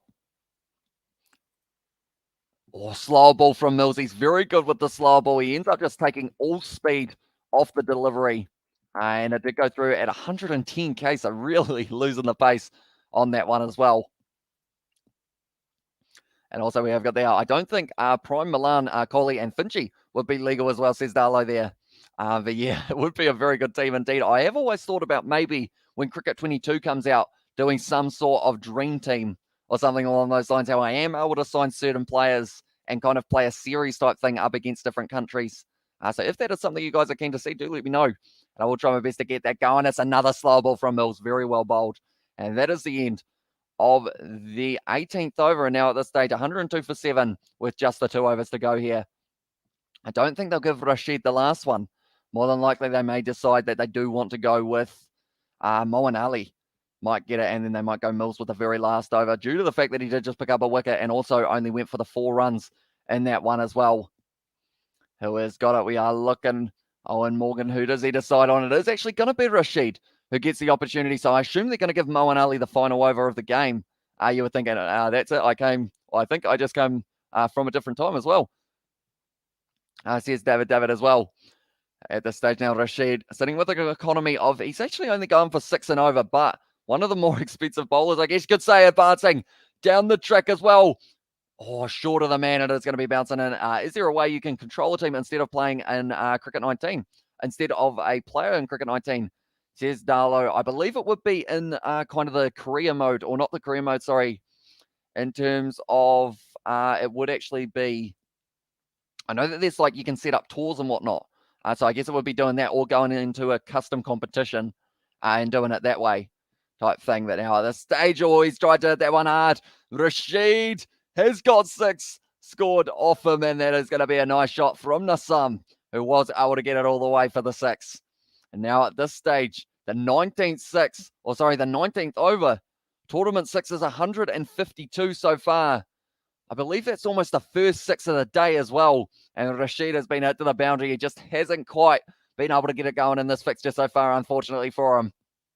As once again, finding the boundary, a much needed boundary, a much needed 6. As I'm back, I was busy doing mail. Sorry, my cat says hi as well. Says my son Pat, so welcome back to the live stream. It is great to see you once again. At this stage, the first 6 of the match was very great to see there. But I'm surprised that they have gone with Rashid, purely because of the fact he is very good. Normally, he went from 4 wickets in the last game for 2 runs to going for 25 so far without a wicket throughout this fixture as well. Dragging it down. Oh, it's a big swing, but no contact as well. I had a coffee with Fireman Sam as well, says Postman Pat there. And also, we've got there Rashid was bollocks this game. And yeah, unfortunately for him, just hasn't quite been going well So I would say the way that Moanelli bowled. Now it's gone high once again. Yeah, I thought there was a bit of something in it for this. Oh, the spinners. Did that one go for 6? It did indeed, and that is more runs off Rashid's bowling at this stage. Now, he would have gone for 31 at this point. These are huge runs here for Bangladesh, moving up to 115 now with one ball to go. Getting it wrong. Now, this makes me wonder, do they bowl Moanelli for the last one? Would tours allow you to do a custom team or only custom tournament as well? Says Darlow. So I guess what you would have to do is create a custom team and then from there kind of add them into the competition, if that makes sense. Kind of make a custom competition and then do it that way, I believe would be your best bet. Or also on career mode, I believe you can actually control the whole side, but you aren't actually able to sign players as the kind of other side. That is a bit of a shame there. But at this stage, 12 balls, 18 runs for them. Swinging once again, and he has put it through the gap, and that's going to be possibly another boundary unless they get to it. It is going to be the 4, and that is a massive over off Rashid there. Was only going for 18 of his first 3 overs. He almost went for 18 off that one, going for 17 runs there with Rashid, and now Bangladesh move up to 119 as well. And we have also got there in the jet as well. The way that Moen Ali bowled as well, you same. I thought the same as well. Says Sebastian there, and also Paddy Wagon had something, but it has disappeared as well there. But now at this stage, it's going to be very interesting to see how it goes for the later stages of this game, because England now have gone from probably needing around that 110, 115. This was the biggest over by about 4 or so runs throughout this game as well, which is very impressive indeed. But the last over, who do they give it to?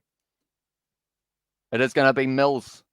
I am very confused at the tactics there. I have no idea why they went with Rashid rather than Moen Ali, who was just bowling absolutely phenomenally. He went for 10 in his first over, but then from there, fought back, got the 2 wickets, and had a very decent economy in that regard as well. But now there's going to be Mills. He has got a brilliant slow ball and his black and white cat early in the morning as well, says Paddy Wagon there. Now this stage, Mills once again running in. It is going to be hit down the ground, straight to the fielder. And Jordan, and also they are going to be able to get through. England, I think, will need 126, as well, says Darlow. So at this stage, that would be a few more runs. So I believe they are going to get, I guess that would be 5 from the next 5 balls as well. Do we think that England are going to be able to get any wickets in this final over as well? We have got there Rashid will also be there. And also we've got there Rashid will want to forget today's performance. Fortunately, the English batsman should have no problem reaching the target as well, says Sebastian there.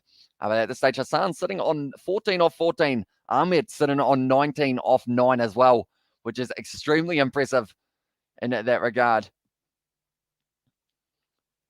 Now, 30 runs, 1 wicket off the last 3.1 overs. So Bangladesh have put themselves straight back into this fixture. I'm not too sure what the percentages would have been sitting at for where it was sitting just before those last couple balls, where they were hit to the 6 and also for a 4 as well. But Mills now steaming in for another ball. It's an awkward one, and it is going to be a wide, and they are going to be running through for a single as well.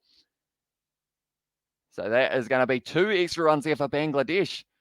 It's going to be very tricky here. We're going to have to wait and see exactly what Bangladesh get to. I feel like they're going to chase to 130 at least here, because of the fact that they have got the momentum well and truly in their favour. Only the 1 ball gone of this over so far, sitting on 122 for 7 at this stage as well.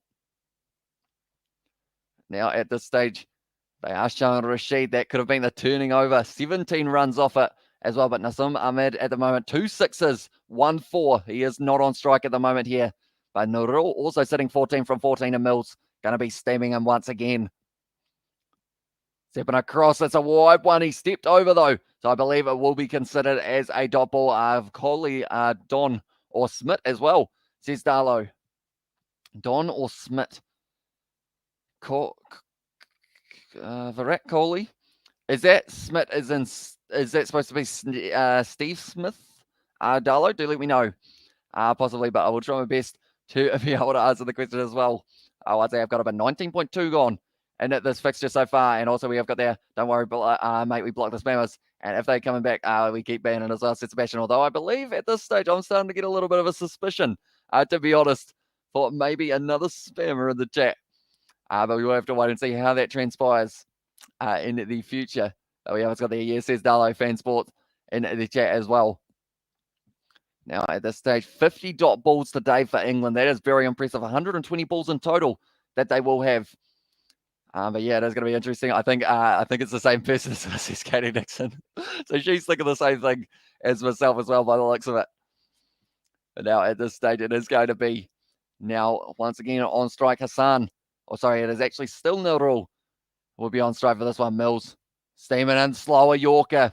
Hit down the ground. It is going to be running hard, and they are going to be going through for the two. It's a rough throw, sorry.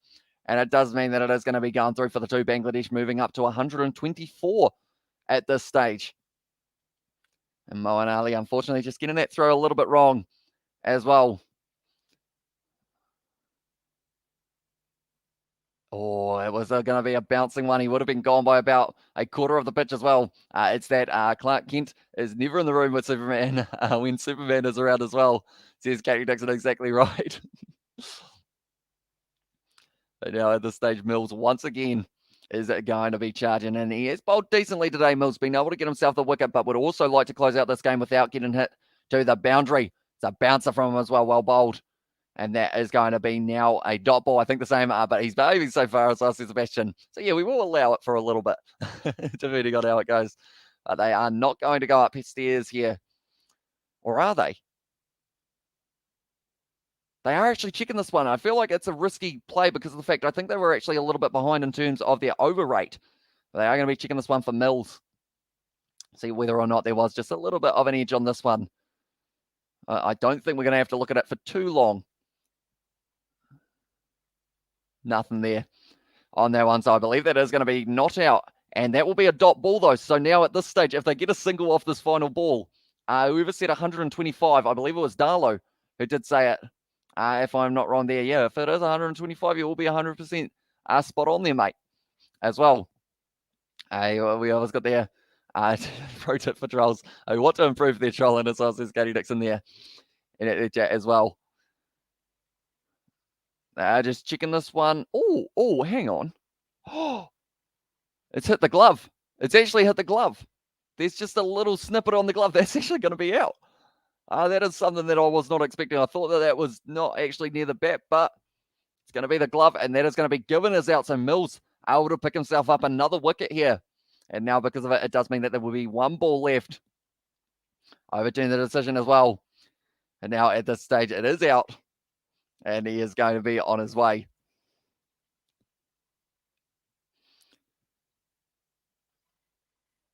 Like they are saying, replay suggested it brushed the glove from the first initial one. It didn't seem like there was much on it. But yeah, we will have to wait and see how it does go for this final ball as well. Mills with the second wicket as well, says Sebastian. And he did indeed get it. But yeah, there we go. Yeah, it's got there. Now, Rule going to be on his way. 16 runs of 18 balls. Ahmed will not be on strike either. So it does now mean that it is going to be one more ball for him to get the opportunity of hitting this one to the boundary. You'll have to wait and see. I'm so close to getting it spot on as well, says Darlow. One more run, mate. If they get a single here, and Charles from Milan as well. Great stuff. Are you covering all the games? Says Richard. We are covering a majority at this stage. We have still got, we aren't doing the game Scotland versus Namibia, but the upcoming fixtures that we will be covering, we are doing that Australia versus Sri Lanka. More than likely, West Indies taking on Bangladesh as well. And then I believe a little bit later on in the week, there's another game down here, and that is India taking on New Zealand. And it is going to be very exciting to see how it goes as well. But yeah, we will have to wait and see. South Africa, Sri Lanka is another one that we will be covering on the channel as well. It is going to be now Raman will get the opportunity to face one ball here. And Bangladesh sitting at this stage 8 down. They don't want to afford, or they can't afford to lose a wicket here. They need to get themselves some form of runs. A 6 here would actually get them up to that 130 mark. But yeah, we will have to wait and see whether or not. I've said we will have to wait and see about 17 times in the last 3 balls. So I guess at this stage, luckily, the waiting part is over and we are about to see it to see whether or not Mills can close out this one as well. And great, says Richard in the chat as well. But yeah, we are covering definitely all of the Black Caps games that are coming up, even though there may be a few less. Mills has got him with the bolt, and now they are actually going to require 125 here, England. Yeah, they are going to need 125 because this is my first radio bet as well, says Katie Dixon there. Yeah, she is a seasoned veteran when it comes to spot the spammer. at this stage. And I feel like that is another thing that could go on a t-shirt, maybe spot the spammer. But yeah, at this stage, England are going to have to try and chase down 125. And the thing is, as well, Mills will be on a hat-trick ball the next time that he bowls. And I believe, if I'm not wrong, I am going to get this up very quickly. England's next match is going to be up against Australia. So 3 a.m. on Sunday morning. That's when we're going to find out if Mills can get himself the hat-trick. Rashid Khan also now on a hat-trick. So we will have to wait and see whether or not either of those two will be able to get through and get themselves that hat-trick as well. But 124 for Bangladesh, 9 wickets down in the end. But yeah, it is going to be in that situation. Oh, it's going to be close. It's going to be close. And that one, that is the wrong one. But also the games for Bangladesh coming up. They need this one to get any chance of being able to go through. But at this stage, with West Indies, South Africa, and also Australia as their next 3, it's going to be very tough as well. We have got there, Richard has said, Chow as well. And there. But yeah, I do appreciate you being here for this one as well. And also we have got there, welcome, mate, says Sebastian there. Do let me know, Richard, do you think England are going to be able to chase this down? And if so, how many overs do you think it will take for them to be able to get there? But the current run rate, almost for the first time in the whole match, in that 19th over, do you think Bangladesh will defend that target? Unfortunately for them, I'm actually going to look this up very quickly because I know that the score for the game between Australia and South Africa was actually very similar to this one. And if they do defend this, it may be the lowest defended total at a World Cup. But we will have a quick look to see exactly how that game finished as well, because I believe it was very close. So South Africa, actually, no, they had 118, so they had a few less runs, but it is still the case of it will be a very important one. What games do we have?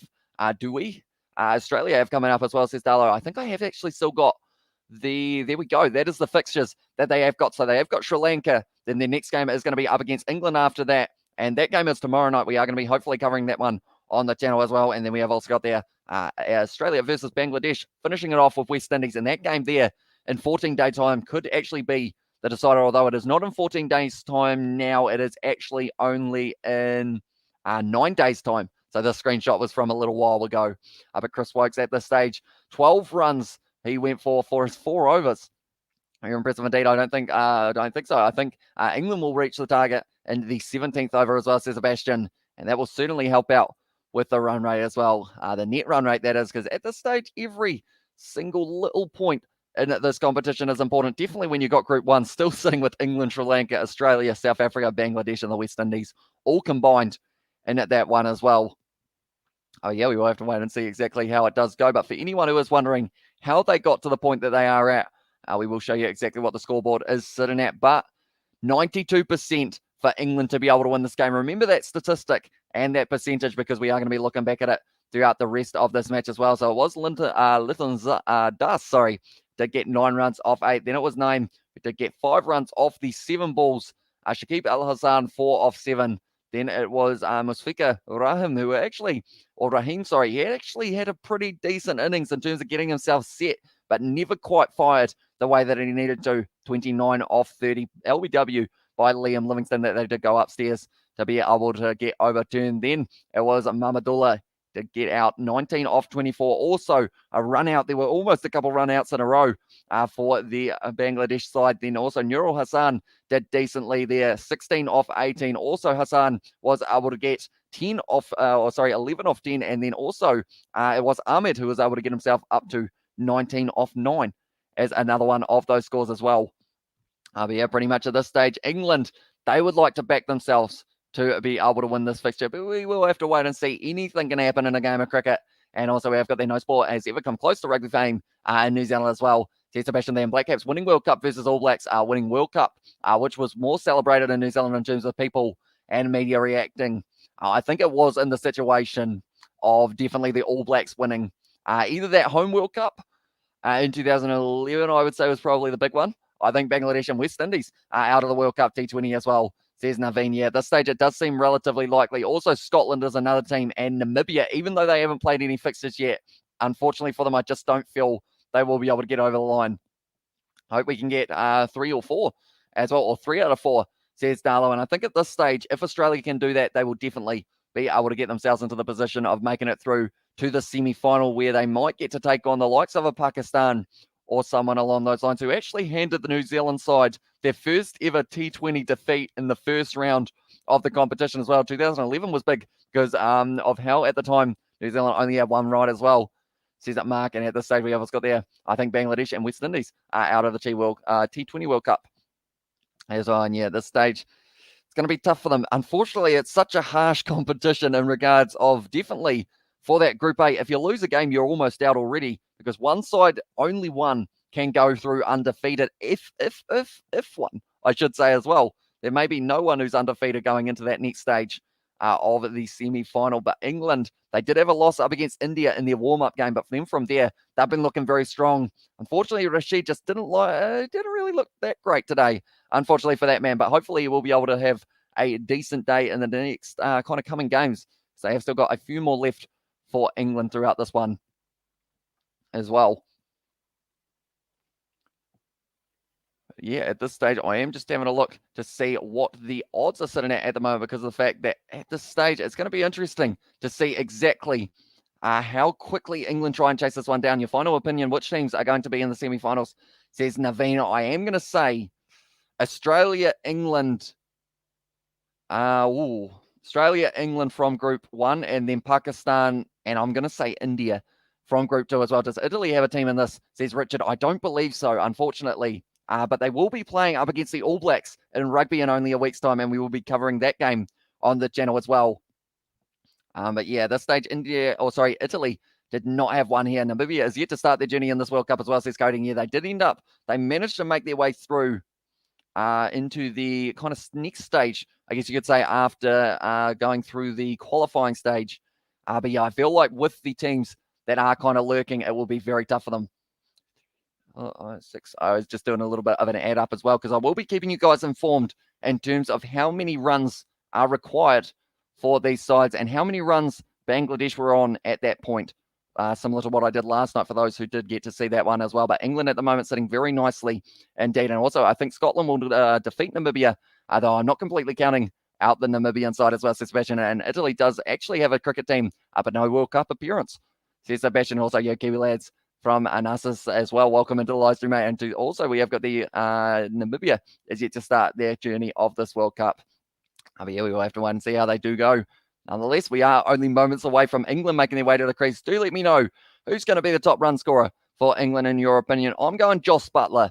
I think he's going to get a 50 as well, is my prediction. I feel like he's going to get a very decent amount. He's actually on the ad right there, and he did show himself. He kind of did the umpires putting the finger up saying out, so hopefully that's not kind of a little bit of a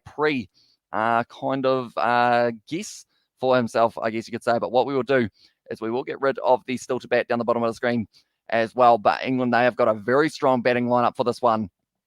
They have got themselves, I assume more than likely, it will be Joss Buttler opening the batting alongside maybe Johnny Bairstow they might go with. That's the thing. They've got Liam Livingstone, who I'm not actually sure where he is batting throughout this competition. They have actually got him down as maybe about 6 or so. So it is going to be Jason Roy and Joss Buttler opening the batting. Then it will be Milan, Ewan Morgan, Johnny Bairstow, Liam Livingstone, Moeen Ali, Chris Wokes, Chris Jordan, Adil Rashid, and then Tymon Mills, if they do need him, which I believe they won't, but we'll have to wait and see whether or not Pakistan and India are most likely to qualify from their group, and US and us and England, according to the odds as well, says Darla. Yeah, at this stage, India, I believe they will be able to get the win over New Zealand just because of the fact that New Zealand haven't been able to get that kind of win or performance a little bit earlier on in the competition. I think Captain Morgan with the most runs as well, says Sebastian there, and also, yes, I saw them play in Milan, maybe soon as well, says Richard, but that one has gone extremely high. They are showing the wickets of Bangladesh. They did end up losing 9, but they lost 3 in the power play.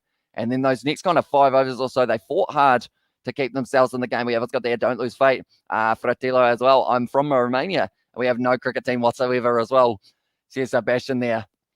But yeah, this stage, England, they will be trying their best to chase this one down as quickly as they can just to try and really increase that net run rate. But it's kind of a bit of a risky game because of the fact that you don't want to lose too many wickets early on or else you end up in that same position as Bangladesh. Although this batting order, I would say, of England is very, very deep. Like the fact that you're bringing in the likes of a Liam Livingstone who opens the batting for the Perth Scorchers in the BBL. You're bringing him in at 6. Also below him, Chris Wokes can still bat. I believe he's opened the batting before for the Test match and been able to score himself 100. So it is one of those ones that they are certainly, they have certainly stacked when it comes to the options for the batting. Even Moeen Ali, I'm not even sure what number that man will come in at, but he will still be able to hit a long ball. In fact, in one of those warm-up games, he did get about 32 of not too many at all. We have got there maybe in the future. Says Richard there, and also we have got there Sir Richard Hadley versus Stephen Fleming versus Kane Williamson versus Ross Taylor, which is the greatest Kiwi cricketer. Says Coding. Oh, that's a tough one. Oh, that's a very tough one. So I am going to say, one of them's a bowler.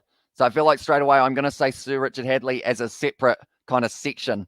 And then it's out of Stephen Fleming, Kane Williamson, and Ross Taylor. I'm actually going to say Ross Taylor for that one, purely because of the fact that he has got a huge amount of runs in not just T20 cricket, also ODI and Test match cricket. And he's kind of been there, done that in all three formats. So that is why I'm going to say Ross Taylor, and then also, of course, Sir Richard Hadley as my honourable mention. And the USA thinks cricket's just is a cell phone service provider, swings a cricket bat around and hits herself in the face as well, says Katie Dixon there.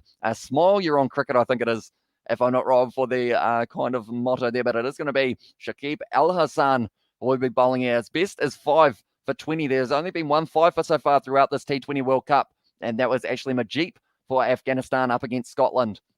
But now at this stage, it is going to be Jason Roy who will be on strike. ICC T20 International ranking sitting at 19th at the moment. Same with the amount of viewers that we have got at the moment. So I do appreciate every single one of you for being here. If you are new to this channel, be sure to hit that subscribe button, as we are going to be covering the game between Australia and Sri Lanka tomorrow night, 3 a.m. New Zealand time, but we are going to be up for it. And yeah, hopefully you guys will be here for that one as well. But nonetheless, at this stage, Joss Buttler now 1,895 runs. He's going to be at the non-strikers end, I should say.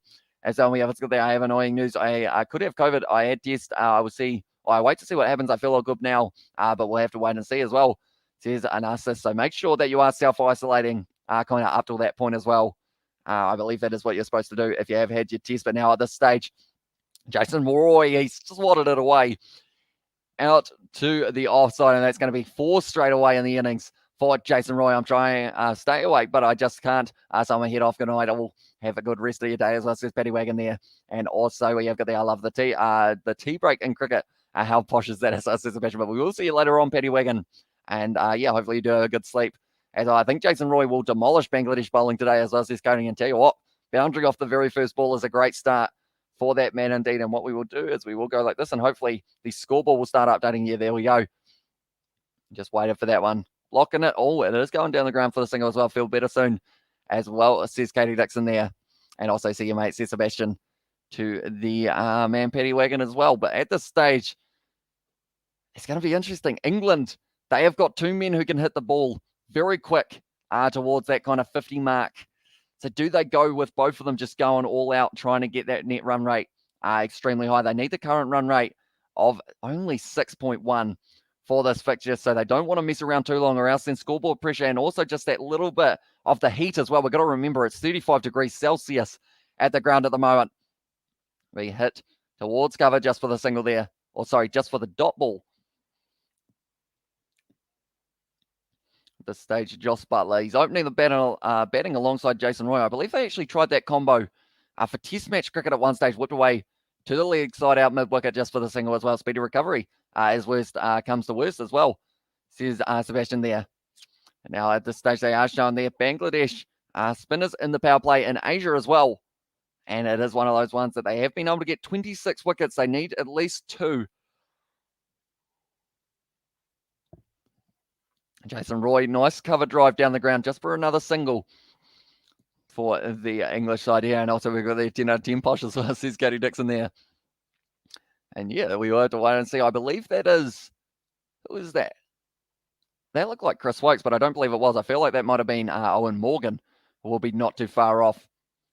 Pitched up, and that is going to be just the dot ball once again. Joss Buttler looking like he's not in any hurry here, trying to get a few balls, trying to find the middle of the bat as well. And that is going to be the end of the first, 7 for none at this early stage of the match. Now, I will keep you guys informed with exactly what the score was for Bangladesh while they were batting as well. We are going through, and at this stage, I believe they actually were a little bit ahead. They are showing in the background. I believe it's the Scottish side just starting to look like they're going to warm up very soon for this one. Right, we will go back, and after 1 over, it was 10 for none for Bangladesh, so they're a little bit ahead at this stage as well. And also, we've got their thanks, Katie. To be honest, I feel all good. No cold, no headache, no sore tummy. I feel all good. I was just in contact with Catchwell because the nurse did a check and said I'm fine. She said there's as well. Says a good chance it will be negative. As on, have a good sleep, brother, says Scotty Dixon there. And who is the best cricketer of all time? Smith versus Don versus Ponting versus Coley, and Len Hutton. I mean, Ricky Ponting's a good shout. Although Don Bradman, I believe I would have to say is probably right up there as well, to be fair. And probably a little bit above Ponting as well. And we also got to imagine a baseball player taking a tea break. Would never happen as well, says Sebastian there. But at this stage, Josh Butler needs 4 more sixes to get himself up to 200 international sixes here. Or Jason Roy, that's a shout. And it is going to be given not out. And now they are going to be running for an overthrow by the looks of it as well. Do they go upstairs here for Bangladesh? It looked like it was maybe a little bit high. Maybe down leg. Are they going to be going upstairs here? Down leg is what the keeper is saying here, so it looks like they aren't going to be going upstairs as well. And also, has anyone had COVID here before as well? Says Arsis. Hopefully I'll pronounce that correctly. Oh. It's not a mile off, but I think it was possibly just missing the leg stump or only hitting it halfway anyway. But yeah, I have not for myself there, Arsenis. Now, at this stage, I've got there. Americans are too animated when they are angry low as well, says Katie Dixon. And also at this stage, it is still Raman who will be bowling the second over of the match as well. And we also got there. The tea would spill everywhere when they start throwing bats around. They would, when they mess up as well, says Katie Dixon there as well. And I guess, yeah, it's one of those ones that a tea break, it does sound very kind of calm, I guess you could say as well. But I remember back when I used to watch my dad play cricket, one of his teammates used to get very, very angry when he would get out and he would end up just trying to hit things with his cricket bat, which was an interesting one. So I don't think he would have enjoyed a tea break too often because he would have just been angry throughout that whole time. But they are showing Otis Gibson there, Bangladesh fast bowling coach.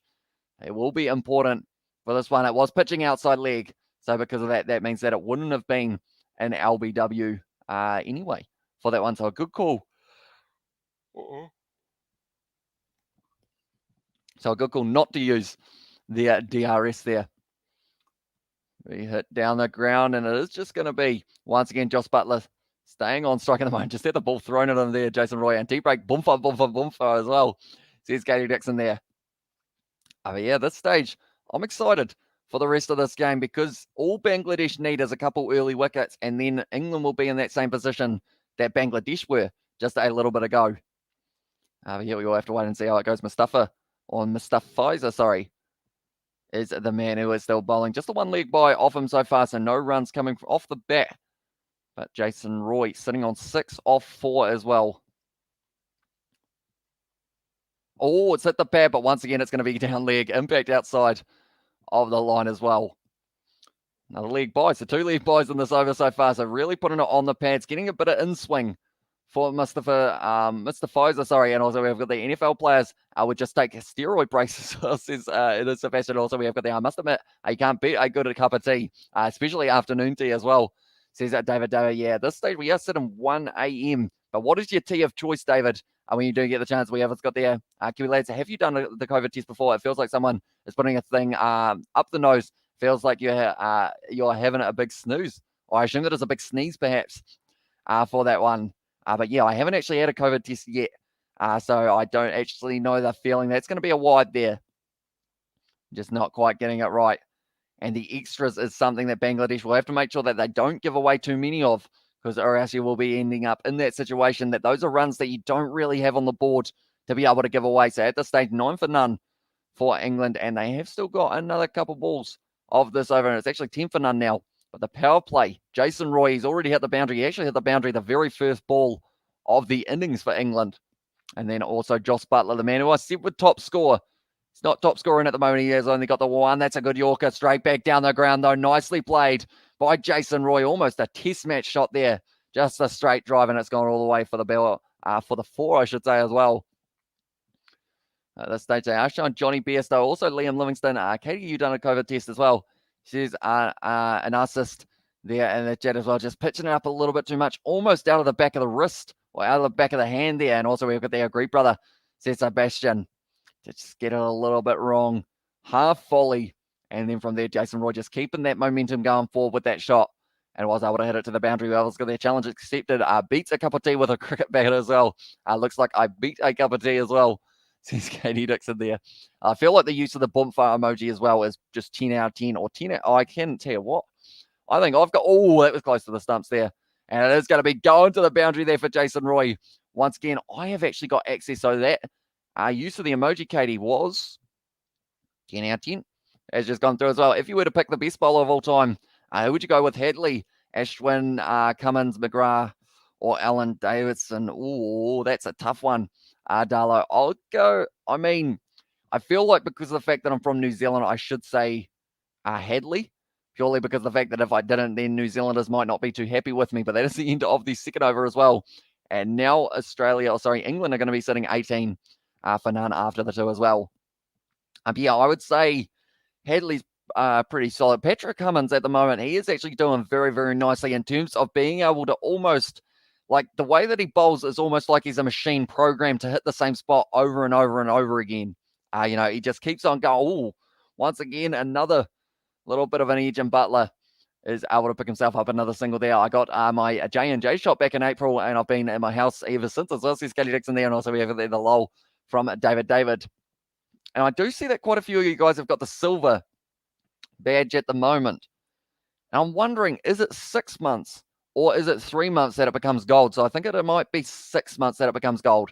So you guys are actually not too far off in terms of getting that one upgraded to gold. And then it goes to diamond as well, which is pretty awesome. And we haven't got there, no, but I do really love tea as well. Says it, Katie Dixon there.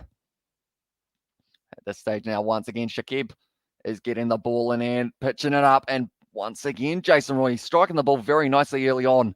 And this one, and we have got that love up from Katie Dixon there. And also 6 months for gold, 12 months for platinum, as well, says Sebastian. And yeah, it's going to be looking pretty awesome when we have got all of those kind of different colors in the chat. We need a couple new emojis. I feel like I need to get a couple into that situation of, Jason Roy straight down the ground for 6. And that is a very impressive run indeed. It was Joss Butler. I thought it was Jason Roy, but I will claim that one as Joss Butler there because it was a very nice one. Just ended up stepping down the ground, got under it and smacked it all the way down the field for 6. The first 6 for England. And I believe the first 6 that Bangladesh got was in the 19th over as well. But yeah, we will try and add a couple more emojis, and also Halloween emojis might be coming up as well as a little bit of a preview, I guess you could say. We need an Isaac emoji and Daniel emoji as well, says Katie Dixon, and also Josh Butler, 16 out of 10. And is he going to be able to do it again? 7 round, he has been able to cut it off his middle stump there. And it is just going to be the dot once again, even though they are the elusive Kiwi lads as well, says Katie Dixon. Although we did actually have a quick mention about something today, and I feel like some of you guys might be keen for it as well. I think this one, is going to be public knowledge in a very short moment as well. But we are thinking about somehow, running nicely there, getting the 2. Joss Butler now sitting on the 10 runs, and that is the end of the third over. It's flying by at the moment, and England are sitting on 28 for none. But something that we are going to be hopefully doing is a New Year's special Kiwi Lads podcast, or pretty much a Kiwi Lads catch-up, how all 4 of us will be sitting down and just having a full-on chat about what happened in the year, what our plans are for the next one as well, because we used to have the Kiwi Lads podcast, and we haven't actually done any on that for about 10 months or so as well. So I'm hoping that maybe, we will be able to get something like that organized where we can have all of us sitting down and just having a chat about it as well. You never fully said how Paddy Cummins was like a machine. Yeah, pretty much. It is the case of you could literally put a little circle on the ground, and that man will hit that mark every single time that he goes as well. He just keeps on going as well. We have got there, Hamish. Would you consider a couple of cricket emojis since more streams are coming up? Maybe a 6 and a wicket, maybe as well, says Sebastian. Also, we have got there cricket emojis like a duck 4 and a 6 as well, says David. So yeah, I think we are hopefully going to be able to grab a couple of those ones and kind of add them in, because of the fact that I believe it is based off the amount of members that you have got. It depends on how many emojis you're allowed. So we would have to probably get rid of the ball emoji. I think it's probably one that is on the outer out of the rugby ones. And then also we probably have to find another one to ditch of those ones as well. But yeah, a wicket one and a 6 or a duck or something along those lines would be pretty awesome to have for the cricket. Definitely because of the fact that we are going to be doing the Big Bash as well a little bit later on as well. So we will have to wait and see how that one goes as well. But now at this stage, charging him once again. Oh, what that hit? Nothing, apparently. It's been called as a wide. That's a chipper idea, Hamish, as well. Says David Davis. So, yeah, maybe we could make it like a yearly thing, how the boys all just get together and have a catch up about what has taken place over the year for not just the channel, but also for kind of what people were doing outside of the channel as well. Because, like we mentioned, Daniel has not been on the channel very often at all. I believe the last time he was on the channel was England versus New Zealand on Rugby Challenge 4 about 7 or 8 months ago or somewhere around there. It's going to be once again hit to the leg side by Jason Roy just for the single. And at the moment, Bangladesh, they do need to try and keep that pressure on because current run rate here for England is sitting at 9.16. So, yeah, they are sitting in a very good position to be able to win this game, maybe comfortably, with the net run rate really getting increased because we've seen Afghanistan with that massive win that they did have. I will quickly put up this one as well. There we go. Yeah, pretty much it was just an insanely good performance from Afghanistan. Rashid Khan and also Majid both bowling extremely well on that one. Muhammad Nabi, I believe, didn't even have to really bowl. Oh, it's going to be in the air. Josh Butler lobbing the outfield, and that is going to be another 4 runs. At this stage, him and Roy are having a little bit of a competition. See who can get perhaps to that 51st. We have got there. That's the chipper idea and also the 2021 Kiwi Lads recap. And what do you think about the rest of the 3 bowlers in McGrath, Ashwin, and Alan Davison as well? I would say Ashwin, when it comes to spin bowling, it's definitely right up there. McGrath, I haven't seen too much of his bowling purely because of the fact that it was just a little bit before my kind of time watching cricket. And then Alan Davison, I'm not too sure who it is. Glenn McGrath for me as well, says Sebastian. In fact, I did use Glenn McGrath on Cricket 2004 on the PlayStation 2, whipped off the legs there by Butler, 2 square leg. And that is going to be once again another single we have got there in the chat. So predictable World Cup so far. Win the toss, restrict the opponent to a low score and chase it easy. All the games are going in the same direction. No excitement. So unfortunate as well, says Coding. Yeah, it does seem like as soon as you do, that's the thing. Bangladesh actually won the toss and they decided that they didn't want to bat first. They decided that they wanted to bat first, which was a huge call because of how all these other matches have been going. And I assume after this game, if Bangladesh do lose, other teams will look at that and go, you know what, we need to win the toss so that we can bat second. And now Jason Roy sitting on 16 runs off the 10, trying to hit it back down the ground. Nicely played. And it is going to be well fielded there by Bangladesh, keeping it to the single once again there. But at this stage, 3.5 overs gone. I will quickly go like that. And we will see what the Bangladesh side was sitting at after. Okay, this is huge. After 4 overs for Bangladesh, they were sitting on 18 runs for 2 wickets. So they have definitely been able to get their way on as well. Alan Davison isn't very well known because he was around on Don's Day, or around when it was Don's Day as well, says Darlow there. Now once again steaming in, whipped off the legs for Josh Butler. And it is going to be the single once again to close out the over. 37 for none at this stage. 125 is the target here for England, and they are doing it comfortably at the moment. 2 more overs left of the power play. And a stat there as well, at this stage, how they are sitting here for England. They are actually 10 runs ahead of what Bangladesh were on at the end of their power play, except Bangladesh had lost 3 wickets at that stage as well. So they are really increasing that run rate, really trying to keep going at a frantic pace.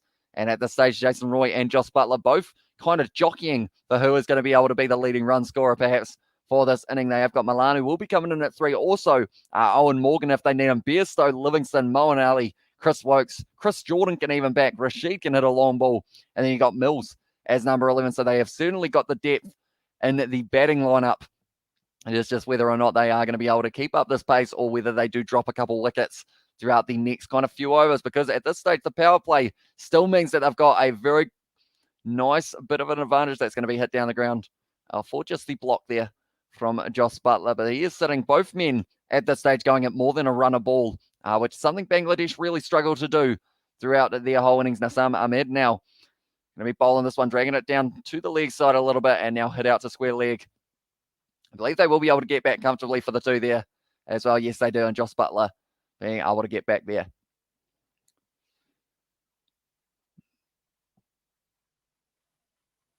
I am just listening.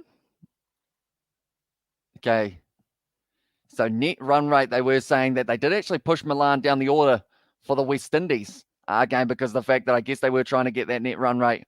Because I don't really know how they calculate net run rate. I feel like that's one thing that I really struggle to understand in terms of kind of how it is split and everything. I realized I was just making the face of that emoji as well. At this stage, it is going to be another dot ball. Hey, who knows? Maybe Morgan won't even be needed for this one as well. Says Sebastian, and yeah, they are showing David Milan at this stage. Will be coming in at 3 perhaps, but they did push him down the order. Did New Zealand invent T20? As I read somewhere that T20 was actually invented in New Zealand. That's going to be over the top there for Josh Buttler. Straight to the man, and Buttler is out now. And that is the first wicket of the day for Bangladesh. Very nicely done indeed. And Josh Buttler getting 18 runs off 17. Perhaps Morgan will be needed throughout this one as well. But Josh Buttler trying to go over the top, tried to go deep to the one man who was out there, unfortunately for him, invented in New Zealand one day as in Australia and Test in England as well. I'm not actually sure where T20 cricket kind of came from. But yeah, he went off the back foot, still tried to hit it, ended up hitting it on the toe of the bat. And that was not a solid shot from Josh Buttler there. And also we have got there a nice take in the deep. And now, because of it, Bangladesh are going to be sitting 1 down now for England in a likely less than a minute since my comment. Oh, literally less than a minute since my comment as well. Yeah, now the big question is, do they bring out Milan? Or are they going to be possibly looking at having Owen Morgan at the crease? No, they are going to with Milan. So it does mean now that Morgan, he won't be too far away perhaps though, depending on how England go. But they will not want to lose too many more wickets in the early stage of this one. Now, at this stage, Nassam is the man who was able to pick up the first wicket, only going for the 2 runs so far of his first over. Yeah, Josh Buttler almost, you'd have to say almost throwing that wicket away. The way that he did do it. The ICC T20 International ranking, Dawid Milani is ranked number 1 on there as well. So he will be able to have a good performance with the bat. He will not be on strike for this one, but he has an average of 43.19, best of 103 not out as well. Yeah, we'll have to wait and see how it goes. Milan is king as well. Sebastian, he is certainly ranked number 1 for a reason. Very talented player. 11 50s. Now this stage, down the ground for the single to end the 5th over, and now 40 for 1. And that is the first of probably, they will be hoping for very many of those wickets for Bangladesh. It was a very decent ball. And Josh Buttler just decided to go down the ground. Didn't expect Roy to last longer than Buttler as well, Sebastian. It seemed like the way that they were both going, they were going to be able to build up a very good opening run partnership, and they were able to do decently, getting it up to around that 39. But after 6 overs for Bangladesh, like I mentioned, they were sitting on 27 for 3. So at this stage, England are 13 runs ahead and also have lost 2 less wickets. So yeah, at this stage, seems like they are going quite nicely in terms of that required run rate compared to the current run rate, sitting at 5.67 for the required. But now it will be Jason Roy once again who will be on strike. And it will be Mr. Pfizer who will be bowling once again. Hasn't been able to pick up the wicket. You can see how much the crowd are loving being there at the moment. There is a man wearing an England flag, I believe. But he is absolutely loving it at this stage. Mr. Pfizer once again going to be running in to bowl. Oh, it's a pitched up. Was that an edge? Oh, there's a shake of the head there from the umpire. They all appealed there, Bangladesh. It was about 3 or 4 of them went up. So do they go upstairs? Yes, they do. Oh, yes, they do. They are going to be checking that one as well. Who's your favourites for the comp? England or Pakistan for me as well, says Jack. Yeah, I feel like those two are the 2 for myself as well. And then maybe, India, if they make it through the group stage, I feel like they can also have a decent performance. But it is one of those ones, the history of the Cricket World Cup kind of thing for T20 is actually a little bit against them in terms of the fact they haven't been able to win one in quite a while, or if at all. I'm not too sure when the last time was. They are just going to be checking this one. Did he get anything on it? Oh, I think he hit his pad. But it's very, very close to the ball and in the bat. Tell you what, there's not a lot between that bat and pad. And also that bat and ball. At the same time, there will be a noise. Flat line. Okay, it did go past the bat, so that is going to be not out Jason Roy. And it's real complicated working at the net run rate as well. It's impossible for me anyway. As I said, David, yeah, it's kind of similar to the World Rugby rankings, I guess, in terms of the fact that some people seem to be able to kind of calculate them. And then, I've got no clue how those rankings work. But, yeah, they do seem to have their kind of method for them as well. It is not out. 2007 was the last time India won the T20 World Cup. So, yeah, they will be hoping to be able to repeat that. Like someone mentioned a little bit earlier on, Virat Kohli has never won a T20 World Cup as captain as well. Black Caps have edge over India in big World Cup matches. World Cup 2019 semi-final and the WTC final as well for the World Test Championship, although different formats as well. It is going to be T20 for this one, which is something that New Zealand have been struggling with. It's going to be a nice cover drive out to deep cover. And now it is just going to be the single once again. We have got there, found the answer. New Zealand invented T10, which was the original T20 as well. Says Darlow. So I guess, this stage, you are very knowledgeable in that regard for like the ex-players as well. But I guess it is in one of those situations of, I think I've only watched one T20 game in person, and that might have been Otago versus Central Districts or something in the New Zealand domestic competition. That was when I was probably about 8 or so. So it's been a little while. So I'd like to go to a T20 game as well, perhaps in the near future. But now at this stage, with Pfizer once again, will it be charging in? They are saying they are well ahead at the moment in terms of that run rate required. If they can get it down to less than 5 needed by about the 8th over, I feel like they will be able to get it maybe earlier than the 17th. If they keep up the way that they are going, it is going to be blocked by Milan, facing his first delivery of this matchup against Bangladesh. And also, I should mention once again, this is the first time ever that these two sides have faced off in T20 International. That's a while ago as well, says David. But I actually thought they had played off surely at some stage, but never has happened for the T20. They have had ODIs in the past, and I believe Bangladesh might have actually won their last ODI between the two sides as well. But at this stage, the seamers have been bowling at the slot length. They are saying 44%. Once again, it is going to be a single for England. And at this stage, Jason Roy still sitting on 19 off 14 deliveries, still going at more than a run a ball. And Milan is one of those players that we did see an average of 40 plus, so he will be able to go at a decent rate as well once he does find his little bit of the middle of the bat. I'm sure he won't take too long, probably like 5 balls or so before he will get his first boundary. But Mustafiza, he will be hoping to get himself a wicket early on here. We have got there. If England lose this game from only giving up 124 runs, I will donate £100 for every run we lose by as well, says Jack Lewis. Jeez, £100, that's a lot of money. Now, this stage whipped off the leg, though. That's going to be 4 runs. I don't think you're going to have to worry about it too much, mate, because of the fact that they have been able to hit it to the boundary once again there. Jason Roy now almost cutting it back to England, only needing around that 5.5 mark.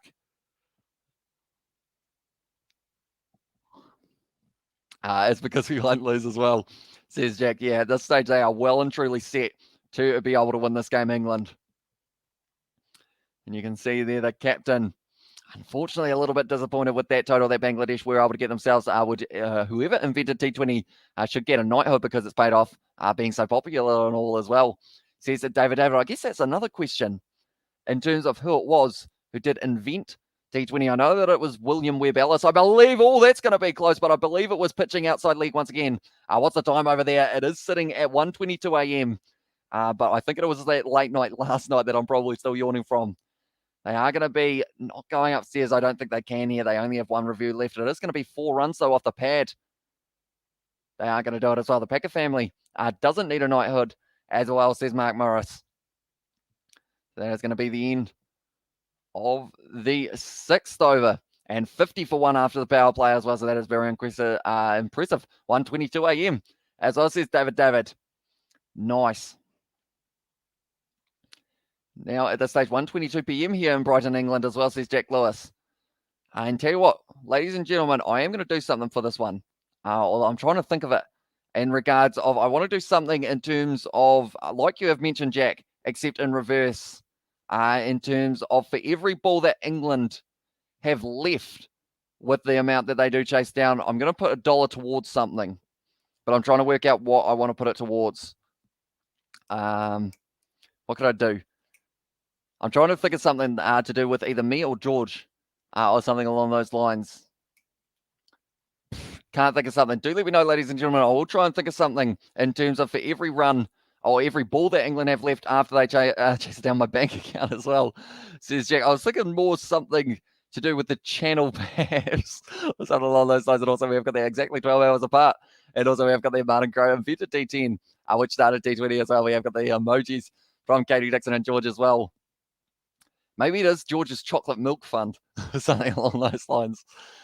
But now at this stage, it is going to be Mahedi getting his first opportunity. They certainly don't as well, says David there. Now at this stage, spin bowling. We did see Rashid go for quite a few runs. Ali bowled pretty well though, overall.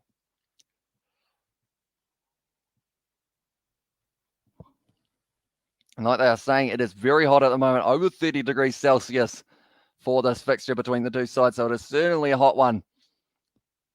Down the ground there, Milan is able to get it to the man at deep, or it was actually long on for that one as well. But Mahedi is a very talented bowler. All of these guys for Bangladesh, their spin attack is very impressive as well.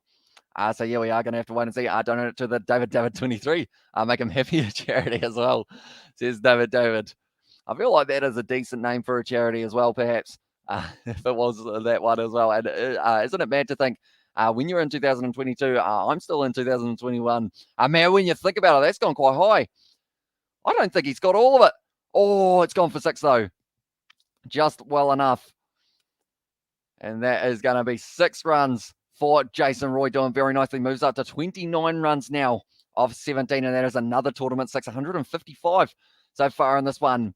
Tell you what, this would have been an absolutely phenomenal catch if he was able to get it, but just not quite able to there, unfortunately.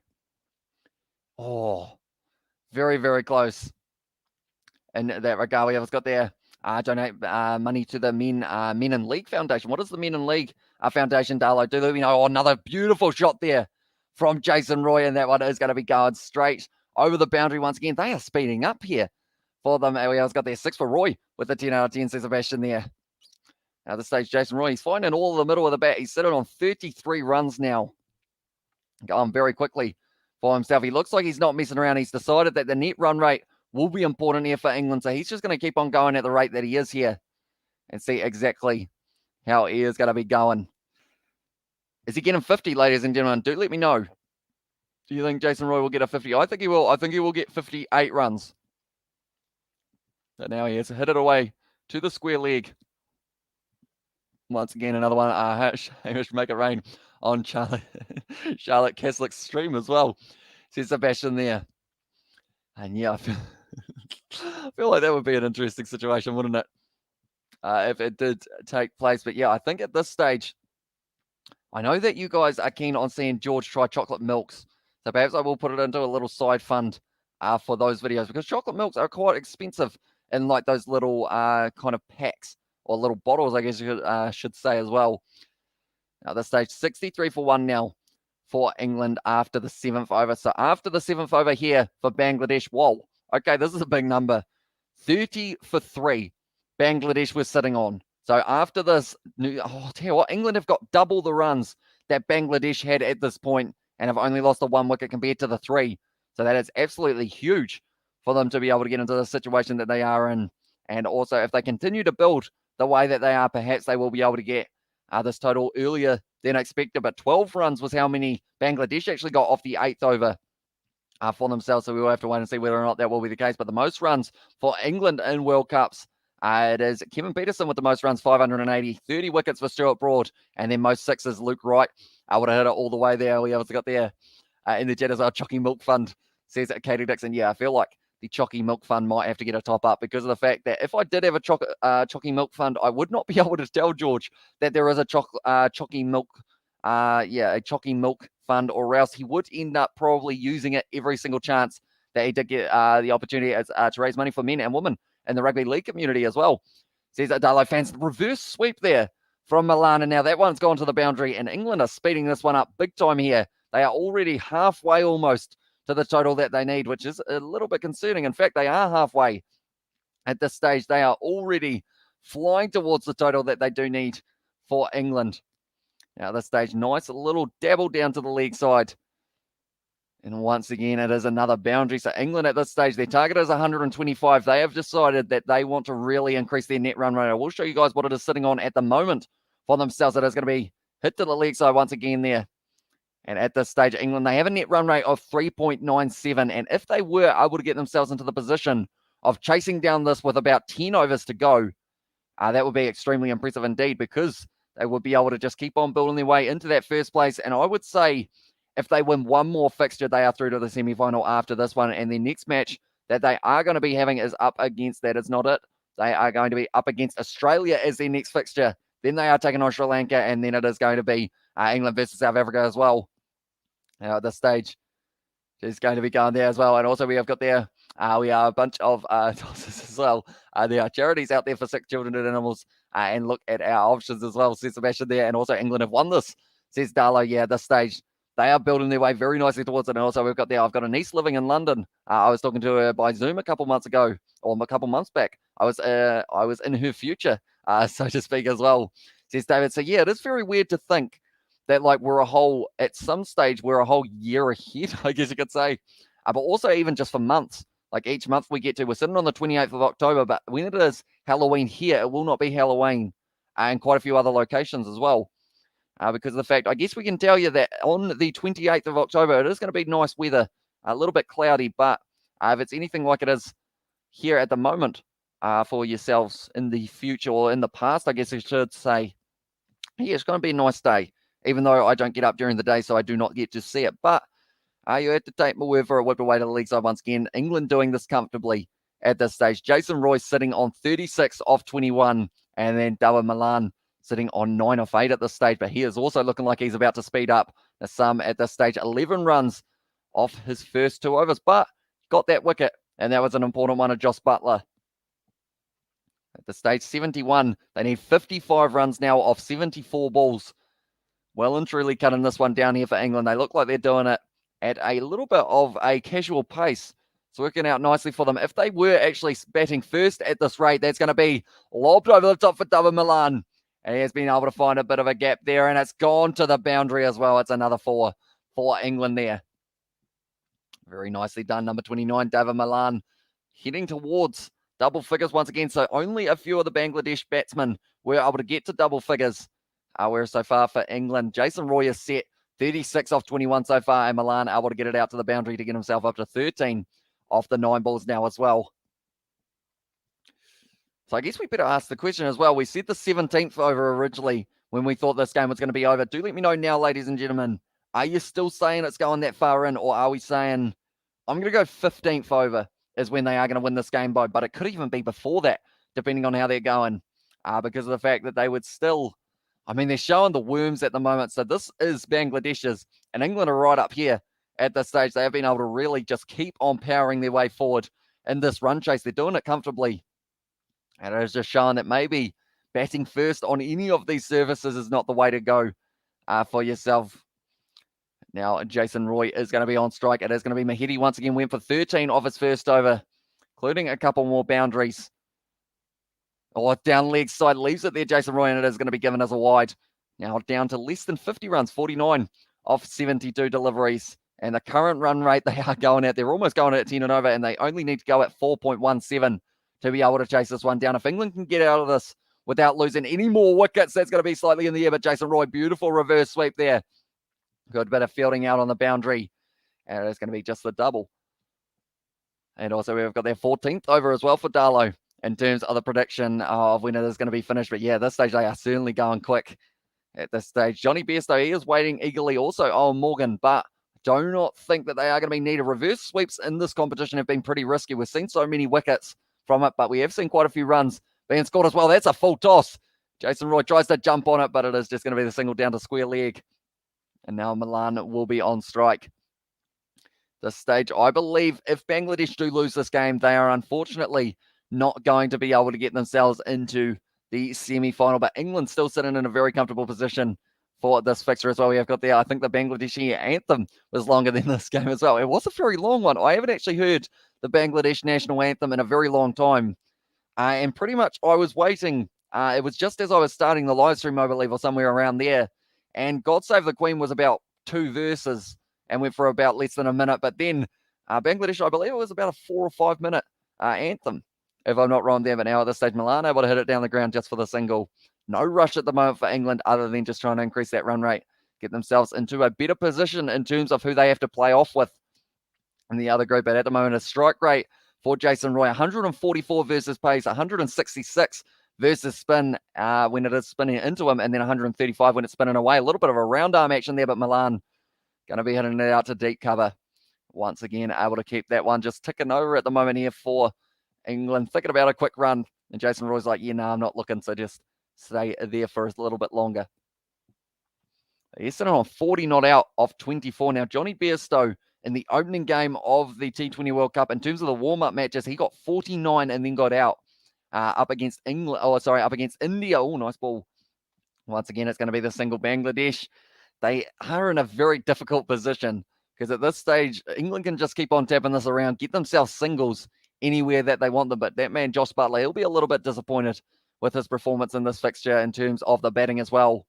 But yeah, it's very tricky for Bangladesh because you can't commit a whole heap of men around the bat, though, because or else then they just go over the top and maybe they get it a little bit quicker. It's another good shot just for the single. Once again, I love Pakistan and New Zealand national anthems. Great background music and lyrics also as well.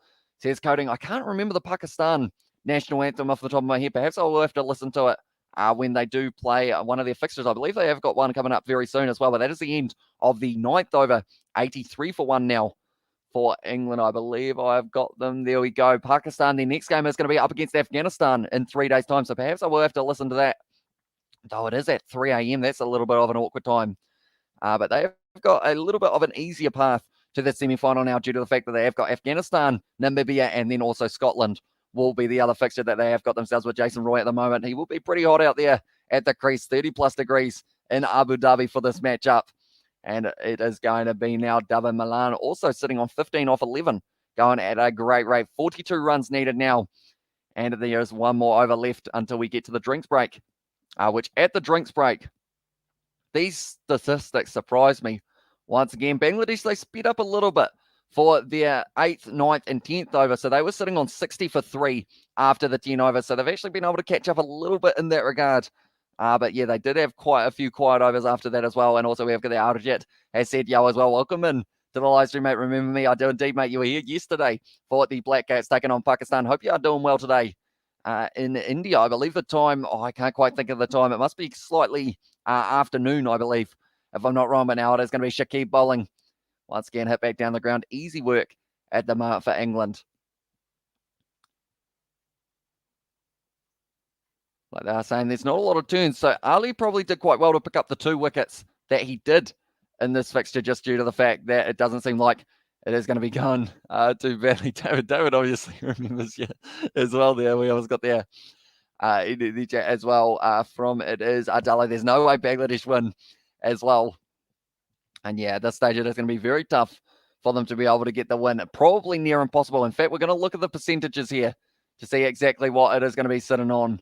And the answer to that is 99.5% for Bangladesh to lose this fixture. 99.5. So they're saying there's still a 0.5% chance that they can win it, which I feel like it's very generous. That's going to be a wide. Unfortunately, that probably drops it down to only the 0.4% now, perhaps. Yeah, it's certainly going to be tough for them. And I feel like this match is actually going to be over a little bit earlier. That's going to be another wide for Bangladesh. Really starting to feel the pressure. Shakib just not able to put it in the right place at the right time. So we've got that laughing emojis from Katie Dixon there as well. Oh, that one at the pad, I believe. It is just going to be worked away to the league side. Once again, David has spoken as well, says Katie Dixon there.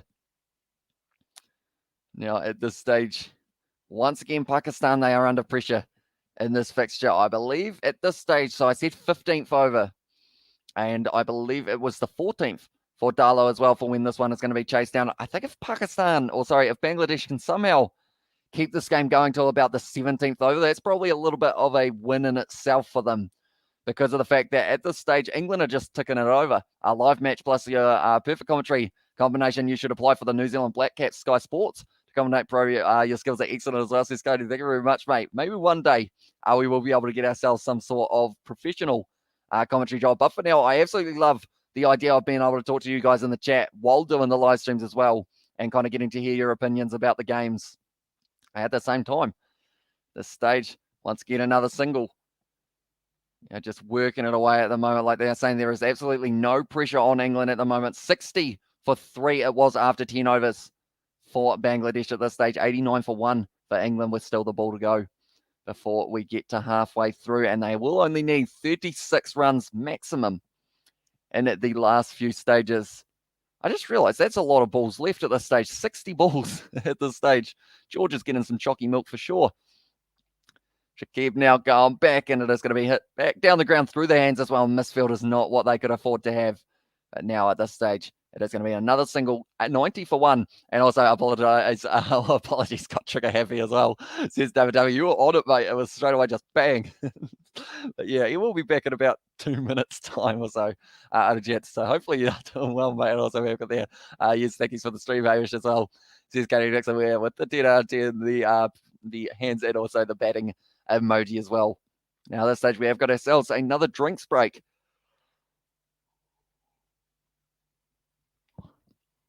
I got big Coca-Cola fridges, and now I kind of want a drink of some sort, but I will end up having one straight after the live stream. And it is still tradition that we have never had a sip of anything on the live stream. It's always been kind of in between or after that we do end up having them as well. But at this stage, I don't believe this match will go for too much longer, with it being 35 runs it needed off the 60 balls left. Going to be very tough for them indeed, but we will have to wait and see. Bangladesh, another one for them would be in that situation of, I guess you could say, 3 wickets down. I think Bangladesh will be happy with just being able to get a couple more as well. We have got there. Totally agree, Supreme Commentary as well. Keep it up as well, says Richard. Thank you very much, mate. Do appreciate you all being there for this one. And we have got plenty more of the Cricket World Cup coming up. And I'm very excited. I'm loving this tournament that we have been able to have. It's different conditions to the last one that we did see. So you do see both of these sides kind of, or all of these teams, in fact, adapting to the style that they need to play. We have seen if you win the toss, do not bat first. Make sure that you are having the bowl and then you are able to chase it down. More times than not at this stage as well. Never apologize for trying to keep the Spamasaurus from attacking as well, says Katie Dixon there.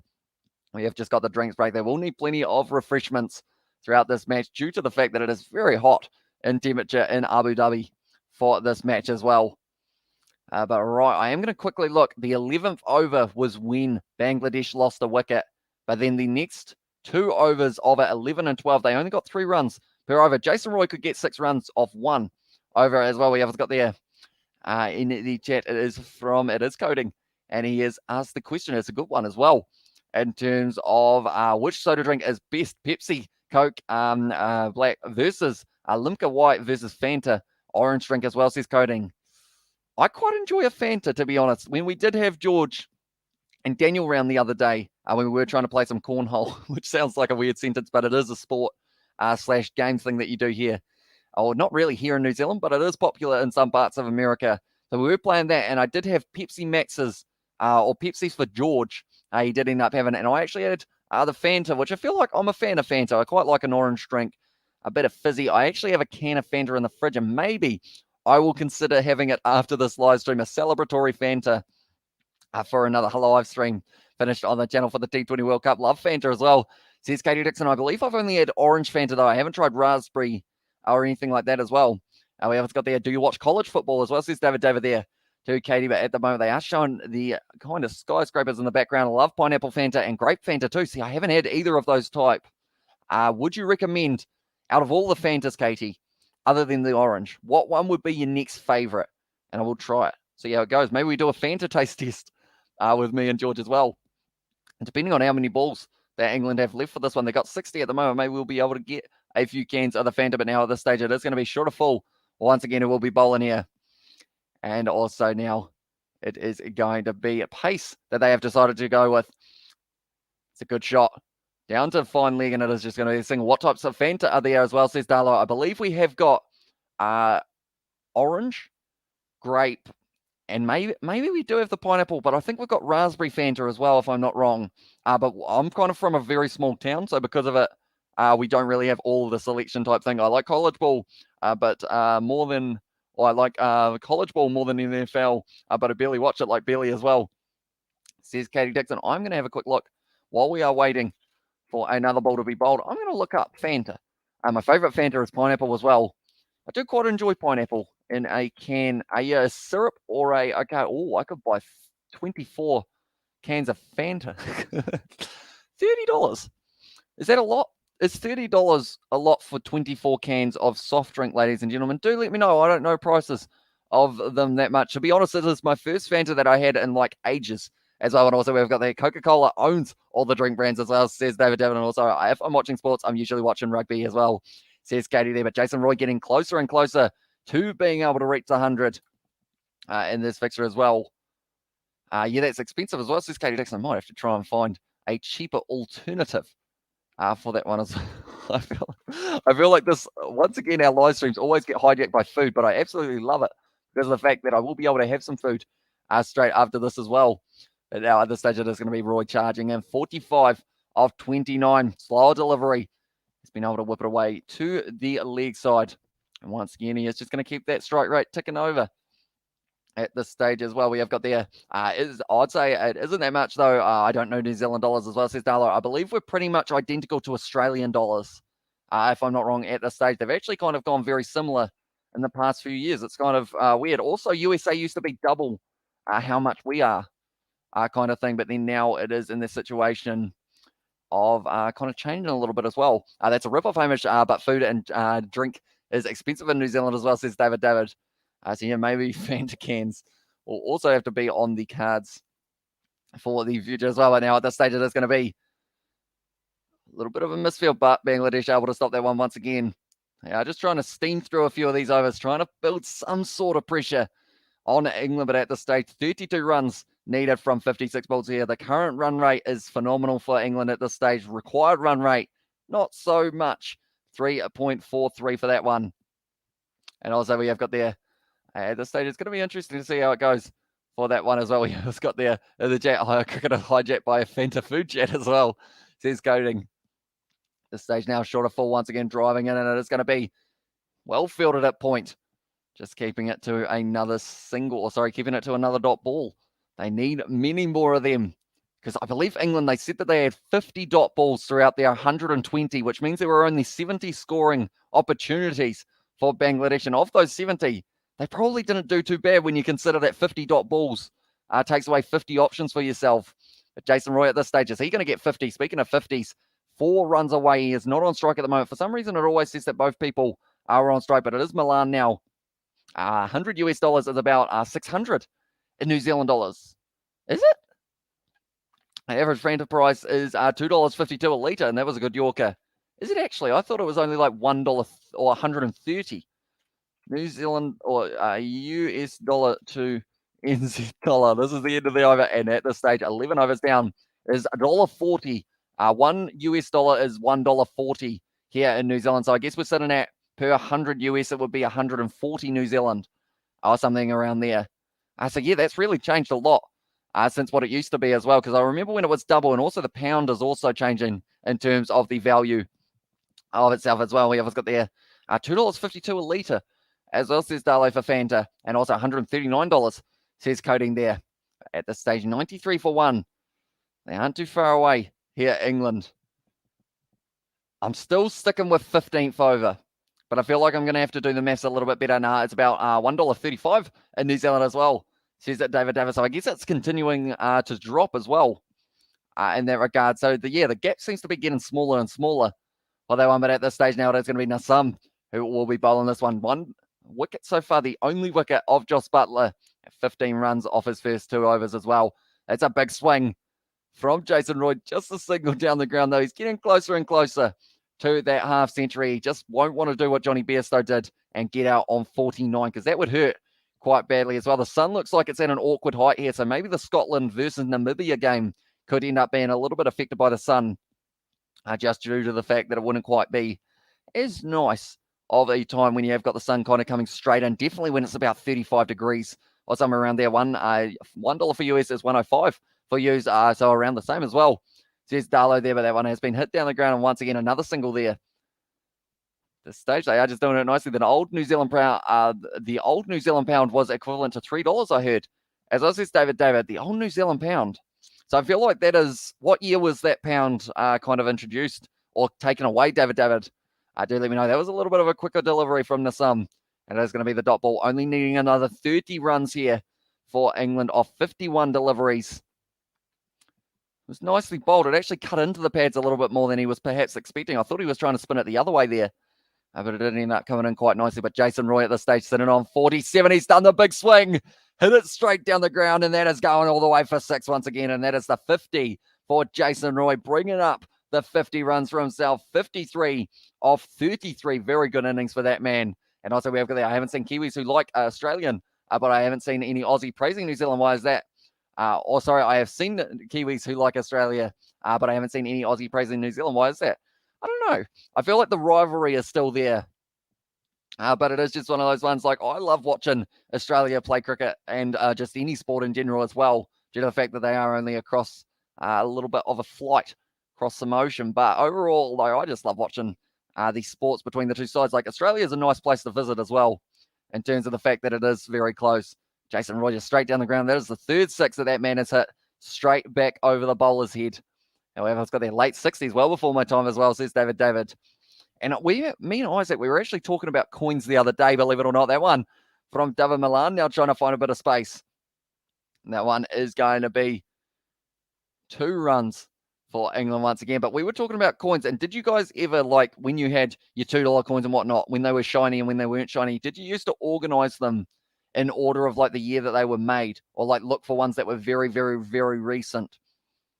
Maybe. That was one that we used to do a little bit when we were children, and also I like New Zealand and I'm Aussie as well, says Darlo.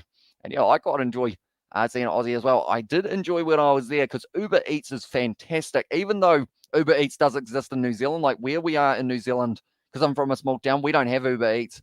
So when I was there, it was like, hey, I feel like some food. So I just beep, beep, beep. And then boom, it's at the door. And I was like, whoa, this is incredible. 54. Not out at the moment for Jason Roy. Can't quite get the 100 at this stage. He is going to be 20 runs or 21 runs left. They are not going to be running that one. And now at this stage, it's going to be not out as the call. And sure fall at this stage. 126k is getting a little bit of decent speed going at the moment for him. And Jason Roy very happy with that batting. And I feel like it's one of those ones, if he can continue doing that, and this, because he didn't really get much of a bat in the West Indies game due to the fact that, it was a pretty short fixture between the two sides. But if he can bat his way through this innings, get himself not out, sure, it will give him confidence going into that next game up against Australia, which will be a little bit of a tougher venture than this game up against Bangladesh, perhaps. It's a ramp shot there from Jason Roy.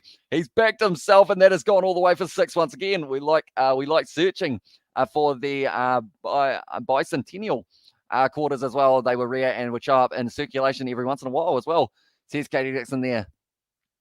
And also we've got there menu log. It's fairly fast, which is the one I use as that's others took Uber Eats for us as well, says Darlo. So I believe at this stage, the area that we were in, we had menu log as well, because I believe it was KFC or McDonald's was only available on one of the two.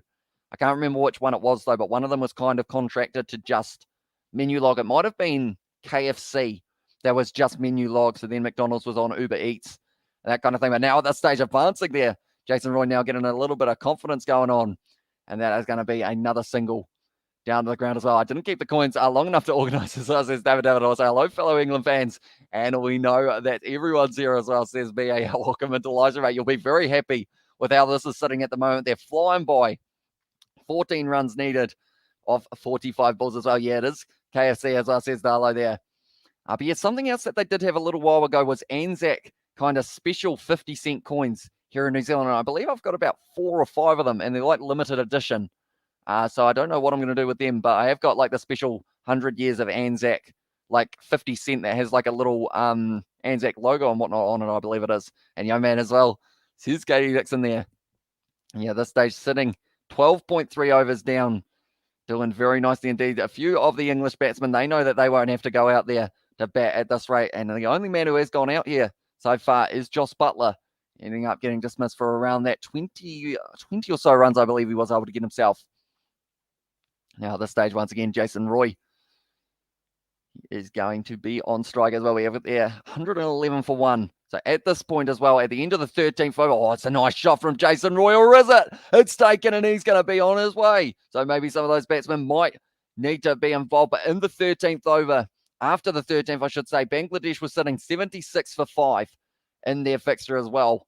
That is the wicket of Jason Roy. Not too happy with himself. Trying to go with a little bit of an unorthodox one. Missed most of the match because had to go out. But to be honest, doesn't look like I've missed that much from Bangladesh as well, says BAL. And at this stage, you have come back and there is a wicket straight away for England. But they are still going to be able to do this one reasonably comfortably in terms of having maybe around 30 plus balls left of this fixture as well. Jason Roy just a little bit disappointed. I had just said that he'd like to finish out this innings and not go out, but now he is going to be off the field. 61 runs he was able to get himself. 61 off 38. Very impressive. It was caught by Nassim, and it was Shuriful who was bowling it as well. G'day, mate. Says BAL there in the chat. Owen Morgan, he is given the round of applause. So he has not actually gone to the crease. It is going to be instead Johnny Bairstow who will be making his way out there. The man who did get 49 in the warm-up game. Burger versus hot dog versus pizza versus pasta. Which fast food do you like and is popular in New Zealand? Okay, so straight away, I would say it's either probably here in New Zealand, burger or pizza for a lot of people. We don't really have pasta for fast food. It's more of pasta if you're kind of going down to a restaurant or something like that, probably. Although hot dogs are pretty good when you do have them. But I would say pizza's pretty popular. Pizza Hut or Domino's. But then also a burger from like KFC or McDonald's as well. Could be a decent shout. But I quite enjoy a couple of those. The good thing is half an hour up the road is our nearest fast food place. And then it is also going to be pretty much in the situation of like we have to travel to get there. But then all of the places are all right next to each other. Bangladesh must give us at least 2 more wickets for the remaining 13 as well, says Mike. And also we have got there is KFC Kiwi Fried Chicken in New Zealand. Now, it is still Kentucky Fried, even though I guess Kiwi Fried Chicken could be a nice one, although maybe people would get concerned because of the fact that we have got a bird named a Kiwi and people might think that we're trying to cook them, which wouldn't be ideal. Surely 10 wickets in a row as well, says Mark. Tell you what, if they did that, that would be absolutely incredible because I believe even with that wicket, I'm going to have a quick look. Got to have a look at it as well. 0.5 is the likeliness of Bangladesh winning this game, and I believe it can't go any lower than that. So once again, almost in the year there. Now this stage, Bairstow able to scamper through for the 2 runs once again. And that's going to be the end of the 13th over. So now at this stage, 114 for 2 after the 13 as well. Dream on. As well says, well, who knows, maybe they get 1 or 2 more wickets. Definitely if Bairstow decides that he just wants to swing here and get himself kind of towards that 6 extra runs or maybe the boundary. If he goes for the boundary, it could be an interesting one here for him. And also, I want to bring my actual family from actual Kentucky and go to New Zealand and try KFC to see if it tastes the same as well, says Katie Dixon. That'd be another good video if somehow we could get KFC from all over the world to one location, although that would be very tough to be able to do so. But I'm sure the recipes would be slightly different, I guess, in each of those regards as well. This stage, 114 for 2, 61 for Jason Roy, 18 off 18 for Joss Butler as well. He did get caught by Nassim and bowled by, caught by Naeem and bowled by Nassim there. And Milan at this stage sitting on 22 off 21. Bairstow just very new to the crease. And actually, as well says BAL, and also actually, I think I might have got my prediction of the 14th over wrong as well, says Darlow. I mean, if you're feeling like you have it wrong, Darlow, I've still got another over after your one. So I'm very concerned whether or not it is going to be able to make it that far. It's going to be a dot ball, though. So maybe we will get there. Japan has the best KFC.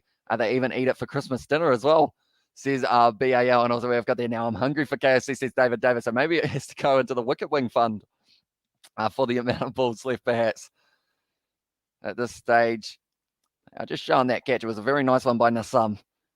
And Jason Roy, he puts up the bat in appreciation for the crowd, giving him the round of applause, but just didn't quite get it right. Is population of sheeps greater than actual people in New Zealand, really, bro? It's us coding. I think that is the case. I think it's like 3 sheep per person in New Zealand or something like that. It's a little bit of the roll of the fingers, and it is going to be the single. Once again for England, heavily working their way towards this total. Now it's going to be sitting on 115. Only 10 runs required from 40 balls now for England. They have been able to chase this one down with these. Do you have KFC in India? As well, says BAL. I believe he's from England, if I'm not wrong. There's more fleas on sheep than sheep in New Zealand as well, says BAL. So I guess it is that situation as well of there might be a few more. Most countries have a livestock more popular than people as well, says Mark there. But yeah, I'm not too sure how many cattle we have got. I feel like we've got quite a few because we've got a few dairy farms around, definitely my area as well, of the country. There's more kangaroos than people over here as well, says Darlow. Tell you what, a kangaroo is one thing that, like, I don't mind wallabies because they're a little bit smaller, but kangaroos, like, they get angry and they just start, like, punching each other. Like, I have seen, or also kicking. Like, I feel like you don't want to get kicked by a kangaroo. I don't know, but we do have, Indian food in England as well, says BAL there. And now at this stage, Mr. Pfizer It's just going to be a sneaky single there for England, and they are just being able to rotate the strike, keep this one ticking over to close out this game as well. I'm not sure what it does to the net run rate, but as soon as we do know, I will be showing you guys exactly what they are sitting on. But their current net run rate is 3.9, which is very impressive. So with this win here, you would say, unless they lose 2 out of their last 3 fixtures, they should definitely be going through to the semi-final. And then it is Group 2 that we will have to keep a close eye on with New Zealand, India, and then more than likely, definitely Pakistan. That's 2 different things. More than likely, definitely. Doesn't quite work out. But, yeah, Pakistan, they will be hoping to make their way through as well for themselves. Now, at this stage, Milan once again going to be on strike. 23 from 23, but he never really had to rush this one. Now, a nice cut shot over the top. And it is going to be going for the 4 runs. And now at this stage, I'll tell you, now you're correct in saying that you don't want to be kicked by a kangaroo. I've seen horror stories about people getting taken hostage by kangaroos as well. Says Darla, and also my ex was from India, though. She made the most glorious fish curry. Only reason why I miss her as well is BAL. There, so that one has gone to the boundary. I will mention anyone who is new to the channel. Be sure to leave a like. Also, subscribe to the channel. Yeah, if you are new, but at this stage, 13.3 overs gone. It is saying it is actually 13.4. There we go. And they only need 5 runs to be able to win this one. Is Milan going to be able to finish it in this over? If you like sci-fi movies, Hamish, go and watch June. It's epic as well. You guys have been mentioning it quite a bit, and it has got me intrigued at whether or not I should go and see it. Is it on Netflix? David, do let me know a little bit of the roll of the fingers, and it is going to be the single boundary here for Bairstow would win the game as well. Kings Through as well, there says BAL, but this game is going to be finishing a little bit earlier than it was probably anticipated due to the fact that England have been able to chase this one down relatively comfortably. June Hype Train coming through as well. Here's Katie Dixon there. Once again, trying a little bit of the leg spinner. Almost top spinner there, almost. And there was the misfield there, unfortunately, for him as well. Now it's going to be on the big screen as well. Now it's on HBO Max. Says Katie Dixon there as well. And watch Seinfeld. And now it is going to be worked away to the leg side by Johnny Bairstow once again for the single. And June has just been released as well, says Richard. Also, I want to see the new June, but the original one from the 80s was epic. As I says BAL, but that now is going to be 122 for 2 after the 14. So you are going to be right here, Darlow, in terms of the over that it is going to be. Unless, of course, that was the third. Was that the 14th? Or is this the 14th? I always get confused. Because we've had 1 over, 2 overs, 3 overs, 4 overs, 5, 6 is after the power play, 7th, 8th, 9th, 10th. I feel like I'm just saying all the numbers. So I feel like, is this the 14th or is it the 15th over? I believe we've had 14 so far, unless this is the 14th. I guess this is the 15th? 14th. I've never thought of it close enough to be able to work it out, but I know that 14 overs are gone at this stage. So I guess it is the 15th. Yeah, that was the 14th. This is now the 15th, as I says Darlow. Although we are only going to be about a ball off. So I feel like both of us there, we've been able to nail it, Darlow. You know, we've been able to get that one right. At this stage now, short of full once again running in. Bairstow on strike. Sits back on it. Pull shot as well. And that is going to be going all the way to the boundary. And England win this fixture comfortably for themselves. And now because of it, does mean that they will remain in first place. 15 over, 14 overs gone as well. See Sebastian there. And now at this stage, they are saying the number 1 ranked team in the world for T20 Cricket, England, have once again been able to get themselves into a good position. I am just waiting to see whether or not my scoreboard does update. And then once it has, we will be able to see exactly what their net run rate is. And I keep meaning to watch Children of June on Prime Video, but never get around to it as well. 15 over, you called it, Amish, as well. Says Sebastian there. So at this stage, how many balls were left? I believe, I can't remember how many balls there would have been left. So they are up to 14.1. So they did still have another 42. No, it must have been down to 36. So now 35 balls left, I believe it was. It's the 14th as well. Says that BAL there. And now at this stage, they were able to get themselves into a good position to be able to win that. I feel like I need to quickly go like this and like this one as well, and then go like this, and then scroll it back up a little bit more. There we go. At this stage, England able to get themselves the win. So now we will see what the net run rate is going to be sitting on, and the answer to that is their net run rate is sitting on 3.6. So it actually dropped a little bit in this fixture, but it is still sitting very nicely. It's over anyway as well, and got to shoot. Great stuff. I'll be back as well, says Richard. So we will see you later on, mate. But yeah, thank you very much for tuning in. This is the 15th of last, Richard, and also saying it's been years and years. Says Katie Dixon, but nonetheless, I do thank you all very much for tuning in. If you did enjoy this live stream, be sure to leave a like and subscribe to the channel. But I will see you all for the next one as well. I got off by one run for Bangladesh score for the final over, and I was off by one ball for this over. It would have been done, but I predict so but so I practically got 100% as well. Says Dali, you were very, very close indeed. Am I able to get the win? Come on, that was a slaughter as well. Says BAL, yeah, it was a rough one for Bangladesh. Thanks, buddy, for the commentary. Says Coding, also big level, and thanks, y'all. Says Katie Dixon there, and thanks for the stream, Hamish. Says Katie there, and same to you. Says Richard, but nonetheless, thank you all very much for tuning in. If you did enjoy, be sure to leave a like and subscribe to the channel. Also, check out the gaming channel if you guys are keen for a bit of gaming, and I will see you all